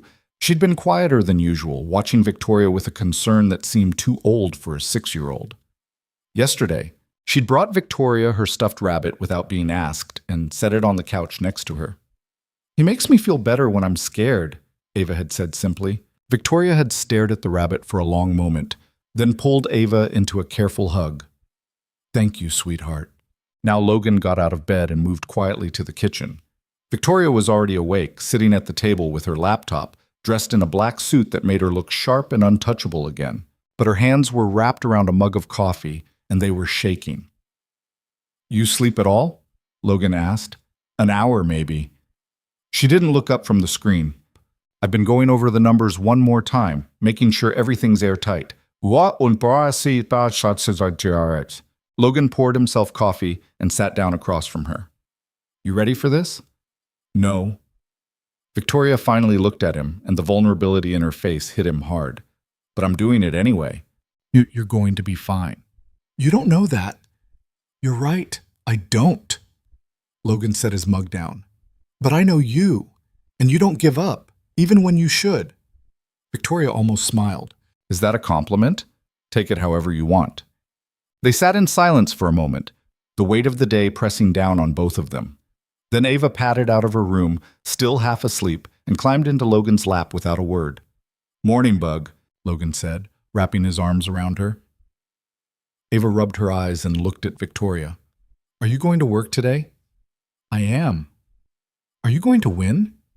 Victoria's expression softened. I'm going to try. Daddy says trying is what matters most. Your dad's a smart man. Ava nodded seriously, then leaned over and whispered loudly to Logan, Is Victoria going to come back? Logan's chest tightened. He hadn't thought about what happened after today. If Victoria won, she'd move back to her apartment, back to her life. If she lost, he didn't know, but either way, this arrangement was temporary. I don't know, Bug, he said honestly. Ava frowned, then looked at Victoria. You should come back. We like having you here. Victoria's eyes glistened and she blinked quickly, I like being here too. An hour later, Logan dropped Ava off at daycare with promises to pick her up early. Then he drove Victoria to the tower, the silence between them heavy with everything they weren't saying. When they arrived, the parking garage was already full. The board meeting was scheduled for 10 a.m., and it was only 8:30, but clearly people wanted to be there early. Logan found a spot on the fourth level and killed the engine. Victoria didn't move. "You want a minute?" Logan asked. "Yeah." They sat there, the concrete walls closing in around them, and Logan watched Victoria gather herself. She closed her eyes, took 3 slow breaths, then opened them again. "Okay," she said. "Let's go." They rode the elevator up in silence. When the doors opened to the executive floor, the energy was electric. People were clustered in groups, their voices low, and Logan could feel the speculation hanging in the air like humidity. Victoria walked past them all without a word, her head high, her stride confident despite the limp she was trying to hide. Logan stayed close, and he could feel the eyes on him, confusion, curiosity, a few flickers of recognition from people who'd seen him cleaning these floors. They reached the boardroom. Through the glass walls, Logan could see people already gathering. Richard was there, talking to 2 other executives Logan didn't recognize. When Richard spotted Victoria, his expression shifted into something smug and satisfied. Victoria paused at the door. "I need to go in alone." "You sure?" "Yeah, this is my fight." She looked at him, and for a moment, the mask slipped. "But thank you for everything." Logan wanted to say something meaningful, something that would give her strength, but the words stuck in his throat. So he just nodded. Victoria straightened her shoulders and walked into the boardroom. Logan found a seat in the hallway outside, close enough to see through the glass, but too far to hear what was being said.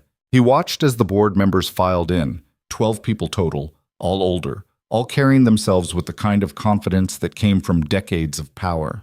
The meeting started. Logan couldn't hear the words, but he could read the body language. Richard stood at the head of the table, gesturing emphatically, his face animated. Victoria sat at the opposite end, still and composed, letting him talk. Time crawled. Logan checked his phone compulsively, though there was nothing to check. Employees walked past, shooting curious glances at the boardroom. One woman stopped and asked Logan if he was waiting for someone. "Just here for moral support," he said. She looked at him strangely, but didn't push. Inside the boardroom, Victoria finally stood. Logan leaned forward, watching as she spoke. Her hands moved deliberately, pointing to documents spread across the table. She pulled up something on the screen at the front of the room, charts, numbers, projections. Richard tried to interrupt, but Victoria kept talking, her expression firm. The board members leaned in, engaged. Some were nodding, others looked skeptical. It went on for over an hour. Logan's back started to ache from the uncomfortable chair, but he didn't move. He kept his eyes on Victoria, willing her to hold it together. Finally, she sat down.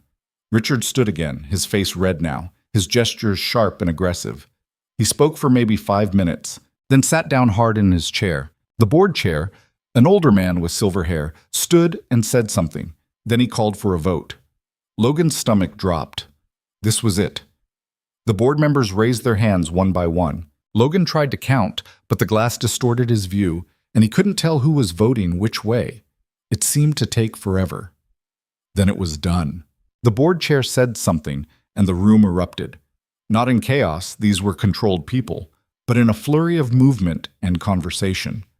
Richard stood abruptly and stormed out of the room, his face twisted with fury. He didn't even look at Logan as he passed. Victoria remained seated, her head bowed. Logan's heart sank. She'd lost. But then one of the board members, a woman in her 60s, walked over to Victoria and extended her hand. Victoria stood, shook it, and the woman smiled. Other board members followed, shaking Victoria's hand, some patting her shoulder. Relief washed through Logan so hard he felt dizzy. She'd won. The boardroom slowly emptied, and finally, Victoria walked out. She moved toward Logan, her face unreadable, and he stood up. "Well?" he asked. Victoria stopped in front of him. 8-4. In my favor. Logan exhaled. "You did it." Yeah.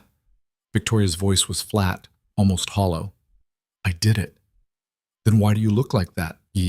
Victoria glanced back at the boardroom, then at Logan. Because I just spent 2 hours fighting to keep a job I'm not sure I even want anymore. Logan didn't know what to say to that. Come on, Victoria said. Let's get out of here. They left the tower and drove in silence. Logan expected Victoria to direct him back to his apartment, but instead, she stared out the window and said, Can we just drive for a bit? Yeah, sure, said. Logan drove aimlessly through the city, taking turns at random, letting the streets choose their direction. Victoria leaned her head against the window, her eyes closed, and Logan left her alone with whatever she was processing. Eventually, they ended up at a park on the edge of the city. Logan pulled into the lot and turned off the engine. You want to walk? He asked. Victoria nodded. They got out and walked along a path that wound through trees and around a small pond. The morning was cool, the air sharp and clean.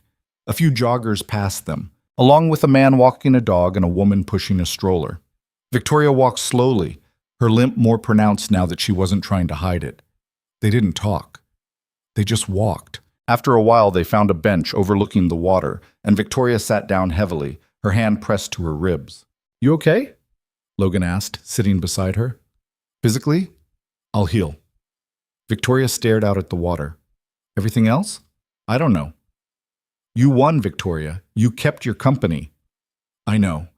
She turned to look at him, but sitting in that boardroom, listening to Richard tear me apart, watching those people decide whether I was worthy of the empire I built. All I could think was, why am I doing this? And what's the answer, say? Victoria laughed bitterly. I don't have one. I used to think I knew. I was proving my father right, proving everyone who doubted me wrong, building something that mattered. She paused. But, none of that feels true anymore. Logan leaned back against the bench. So what does feel true? Victoria was quiet for a long time, watching the ripples move across the pond's surface. The last week, being in your apartment, playing with Ava, eating grilled cheese at a kitchen table that wobbles. That felt true. That's just life, Logan said. Normal, boring life. Exactly. Victoria turned to face him fully. I spent a decade building power, and I forgot what it felt like to just exist, to be a person instead of a position. Her voice cracked slightly. And now I'm terrified that I'm going to lose that again. Logan understood that fear more than he wanted to admit. He'd felt it when he'd held Ava for the first time, this tiny, fragile life depending on him, and realized he had no idea what he was doing. But he'd learned that the fear never really went away. You just learned to live with it. You don't have to lose it, Logan said, but you have to choose not to. How? I don't know. That's your call to make. Logan looked at her. But I know you're not the same person who walked into my apartment a week ago. And whatever you decide to do next, that matters. Victoria nodded slowly, like she was trying to convince herself. I keep thinking about what you said, about failing not being the end. Yeah? I spent my whole life terrified of it.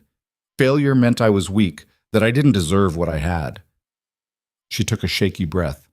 But watching you with Ava, seeing how you show up for her every day, even when it's hard, even when you're exhausted, you fail all the time. You run out of money, you can't afford things she wants, you're stretched so thin you can barely function, but you keep going, and she loves you anyway. That's different, Logan said. She's my daughter, Sha. No, it's not different. Victoria's voice was firm now. It's the same. You're not perfect, but you're present, and that's what actually matters. Logan didn't know what to say to that. He'd never thought about it that way. Never realized that Ava didn't need him to be perfect, just there. I want to change things, Victoria said suddenly. At the company. The way we treat people. The way we measure success. She looked at Logan. I want to build something that actually matters. Not just to shareholders, but to the people doing the work. That's going to be hard. I know, but I think it's worth trying. Victoria paused. I'm going to need help, though. People I can trust. Logan raised an eyebrow. And you're looking at me? I'm offering you a job. Logan stared at her. What? A real one, not janitorial, something that uses your actual skills. Victoria's eyes were serious. I saw your personnel file. MIT engineering degree. Army Corps of Engineers, project management experience. You're overqualified to be pushing a mop, and we both know it. Victoria. I'm not offering this out of pity, she cut in. I'm offering it because you're smart, you're honest, and you don't bullshit me. I need people like that if I'm going to actually change things. Logan's mind raced. A real job, better pay, stability for Ava. It was everything he'd been struggling toward for 3 years. But it was also complicated. Working for Victoria meant crossing lines, Blurring boundaries that had been clear when he was just the janitor who'd saved her life. I need to think about it, he said finally. Take all the time you need. Victoria stood up carefully, but the offer stands. They walked back to the car and drove to Logan's apartment. When they got there, Victoria gathered her things, the few clothes she'd borrowed, her laptop, the files she'd spread across his living room. My building's been cleared, she said. I can go back tonight. You don't have to rush, Logan said. I know, but I should. You've done enough. Victoria zipped up her bag and looked around the apartment. I'm going to miss this place. It's a dump. It's home. She smiled. At least, it felt like one. There was a knock at the door. Logan opened it to find David Orton standing there, looking professional and unreadable as always. Miss Hale, Orton said. Your car's ready when you are.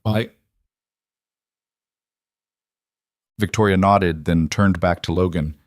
Thank you for everything. I know I keep saying that, but I don't know how else to... You don't have to keep thanking me, Logan interrupted. Just don't forget what you learned here. I won't. Victoria hesitated, then stepped forward and hugged him. It was awkward. She was still injured, and Logan was caught off guard. But it was genuine. When she pulled back, her eyes were bright. I'll see you soon. Yeah, you will. She left, and Logan stood in the doorway, watching as Orton led her down the stairs. Just before she disappeared from view, she looked back and waved. Logan waved back. Then she was gone. The apartment felt empty without her. Logan moved through the rooms, picking up the blankets she'd used, the mug she'd left on the coffee table. Ava's spaghetti structures were still scattered around, Victoria's marshmallow contributions still holding strong. He sat down on the couch and pulled out his phone. There was a text from Carla asking if he was picking Ava up soon. He responded that he'd be there in 20 minutes. Then he just sat there, letting the silence settle around him.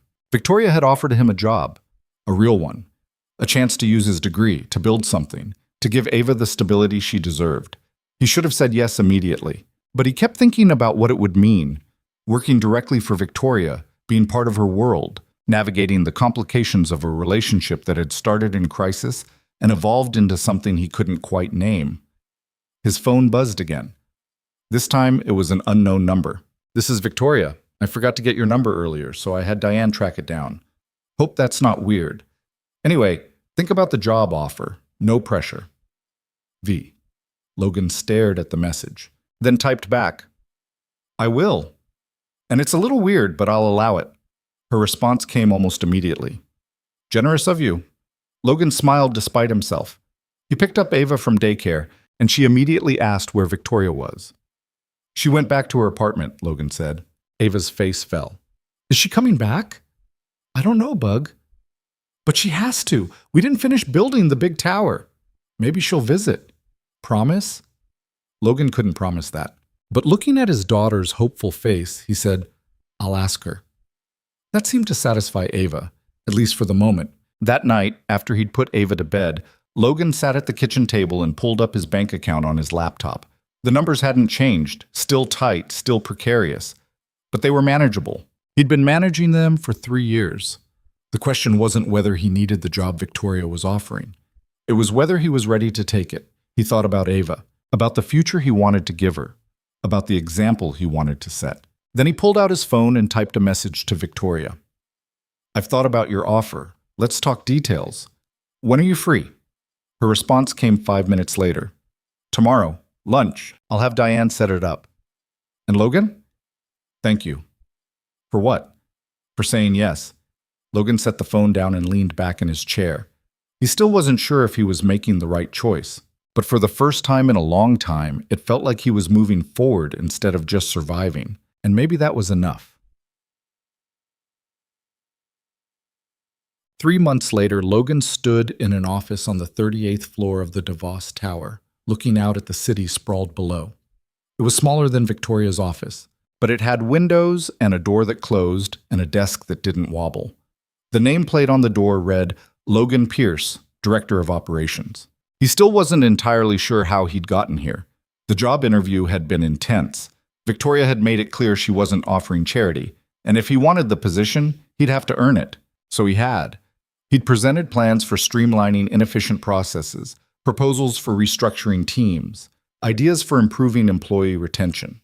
Victoria had listened to all of it, asked pointed questions, then hired him on the spot. The transition hadn't been smooth. There were people who resented him, who whispered that he'd only gotten the job because he'd saved the CEO's life. There were days when Logan wondered if they were right, if he was in over his head. But then he'd walk into a meeting and realize he knew exactly what he was talking about. Or he'd solve a problem that had been plaguing a department for months. Or Victoria would stop by his office and say, "Good work on the logistics report. Keep it up." And he'd remember why he'd said yes. The company had changed too. Victoria had made good on her promise to restructure, to prioritize people over profit margins. It wasn't perfect. There was still pushback, still resistance from executives like Richard, who'd been quietly demoted after the board vote. But it was different, better. There was a knock on Logan's door, and he turned to see Ava standing there, her backpack slung over one shoulder. Fridays were early release days at school, and Logan had worked out an arrangement where she could come to the office and do her homework in the break room until he was done for the day. "Hey, Bug," Logan said. "How was school?" "Good. We learned about fractions. They're weird." She walked into the office and looked around. "Can I draw at your desk?"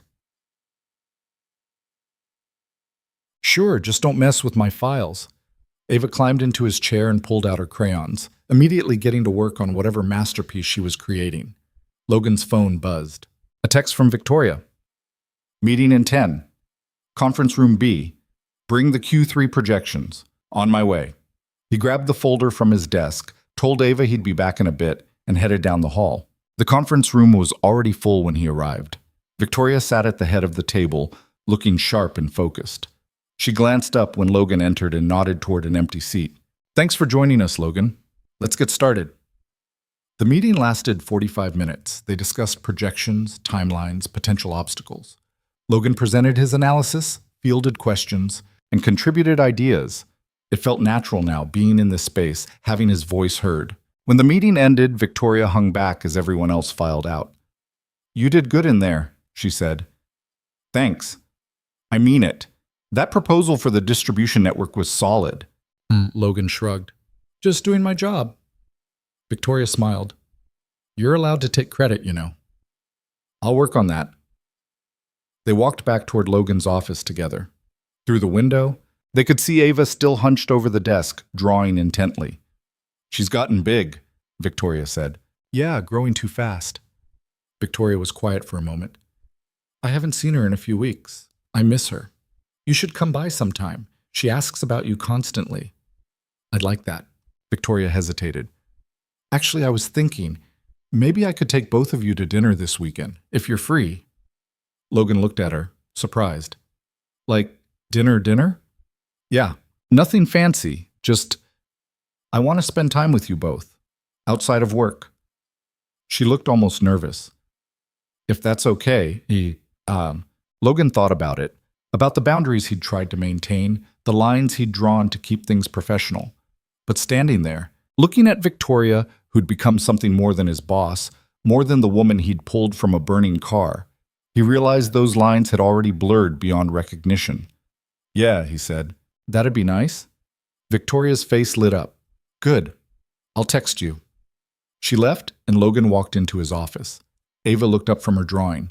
"Daddy, look! I drew us again." She held up the paper.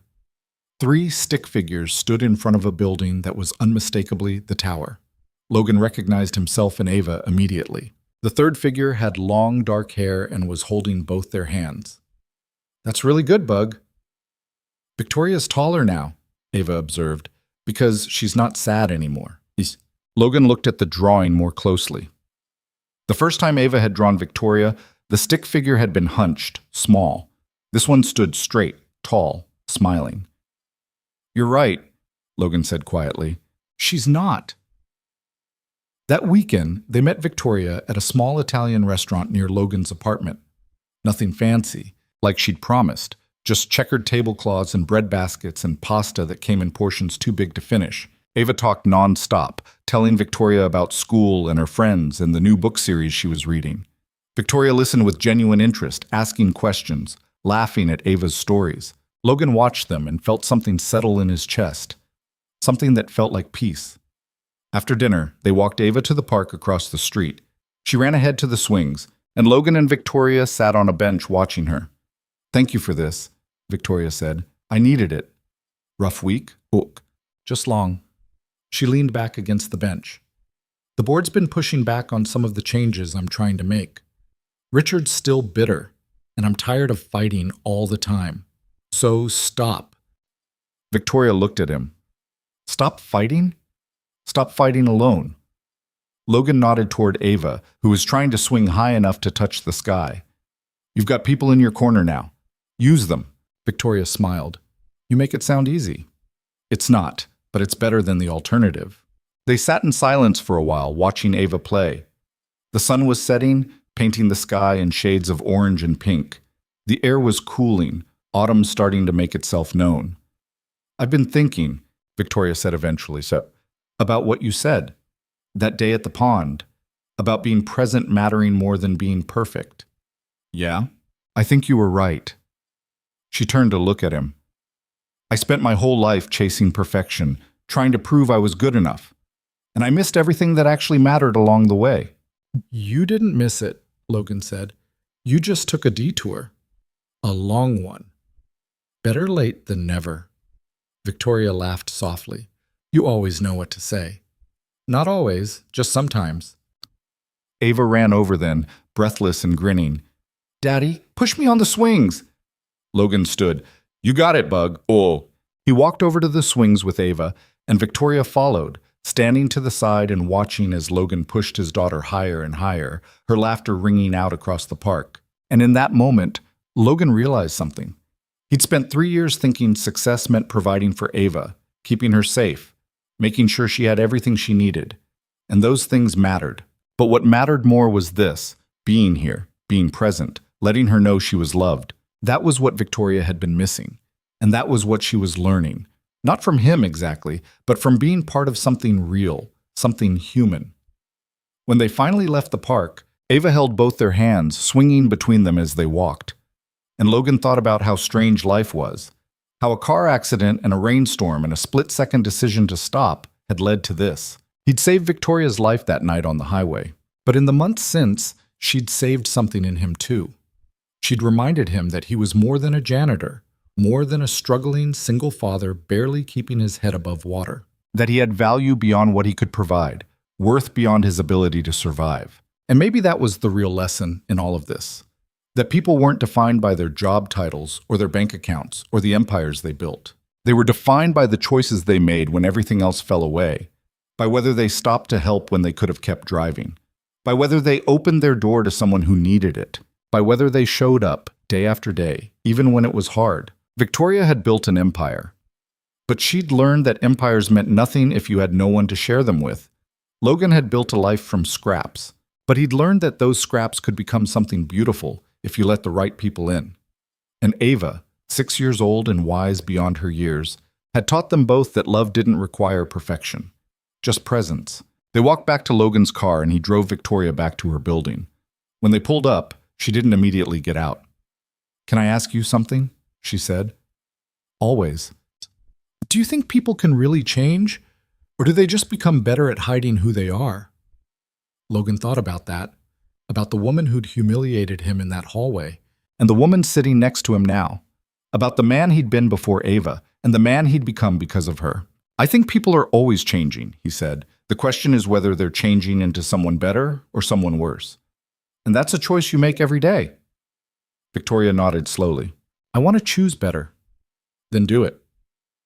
She smiled, leaned over, and kissed him on the cheek. "Good night, Logan." "Good night." She got out of the car. And Logan watched her walk into her building, her shoulders back, her head high. Then he drove home, carried a sleeping Ava up to their apartment, and tucked her into bed. He stood in the doorway for a moment, watching her breathe, and thought about all the things he'd sacrificed to get here. The career he'd left behind, the future he'd imagined, the life he'd thought he wanted. And he realized he didn't regret any of it. Because this messy, imperfect, beautiful life was better than anything he could have planned. Success wasn't measured in power or wealth. It was measured in moments like this, in the people who showed up when you needed them, in the connections you built, the lives you touched, the choices you made when no one was watching. Victoria had learned that the hard way. So had Logan. But they'd learned it together, and that made all the difference.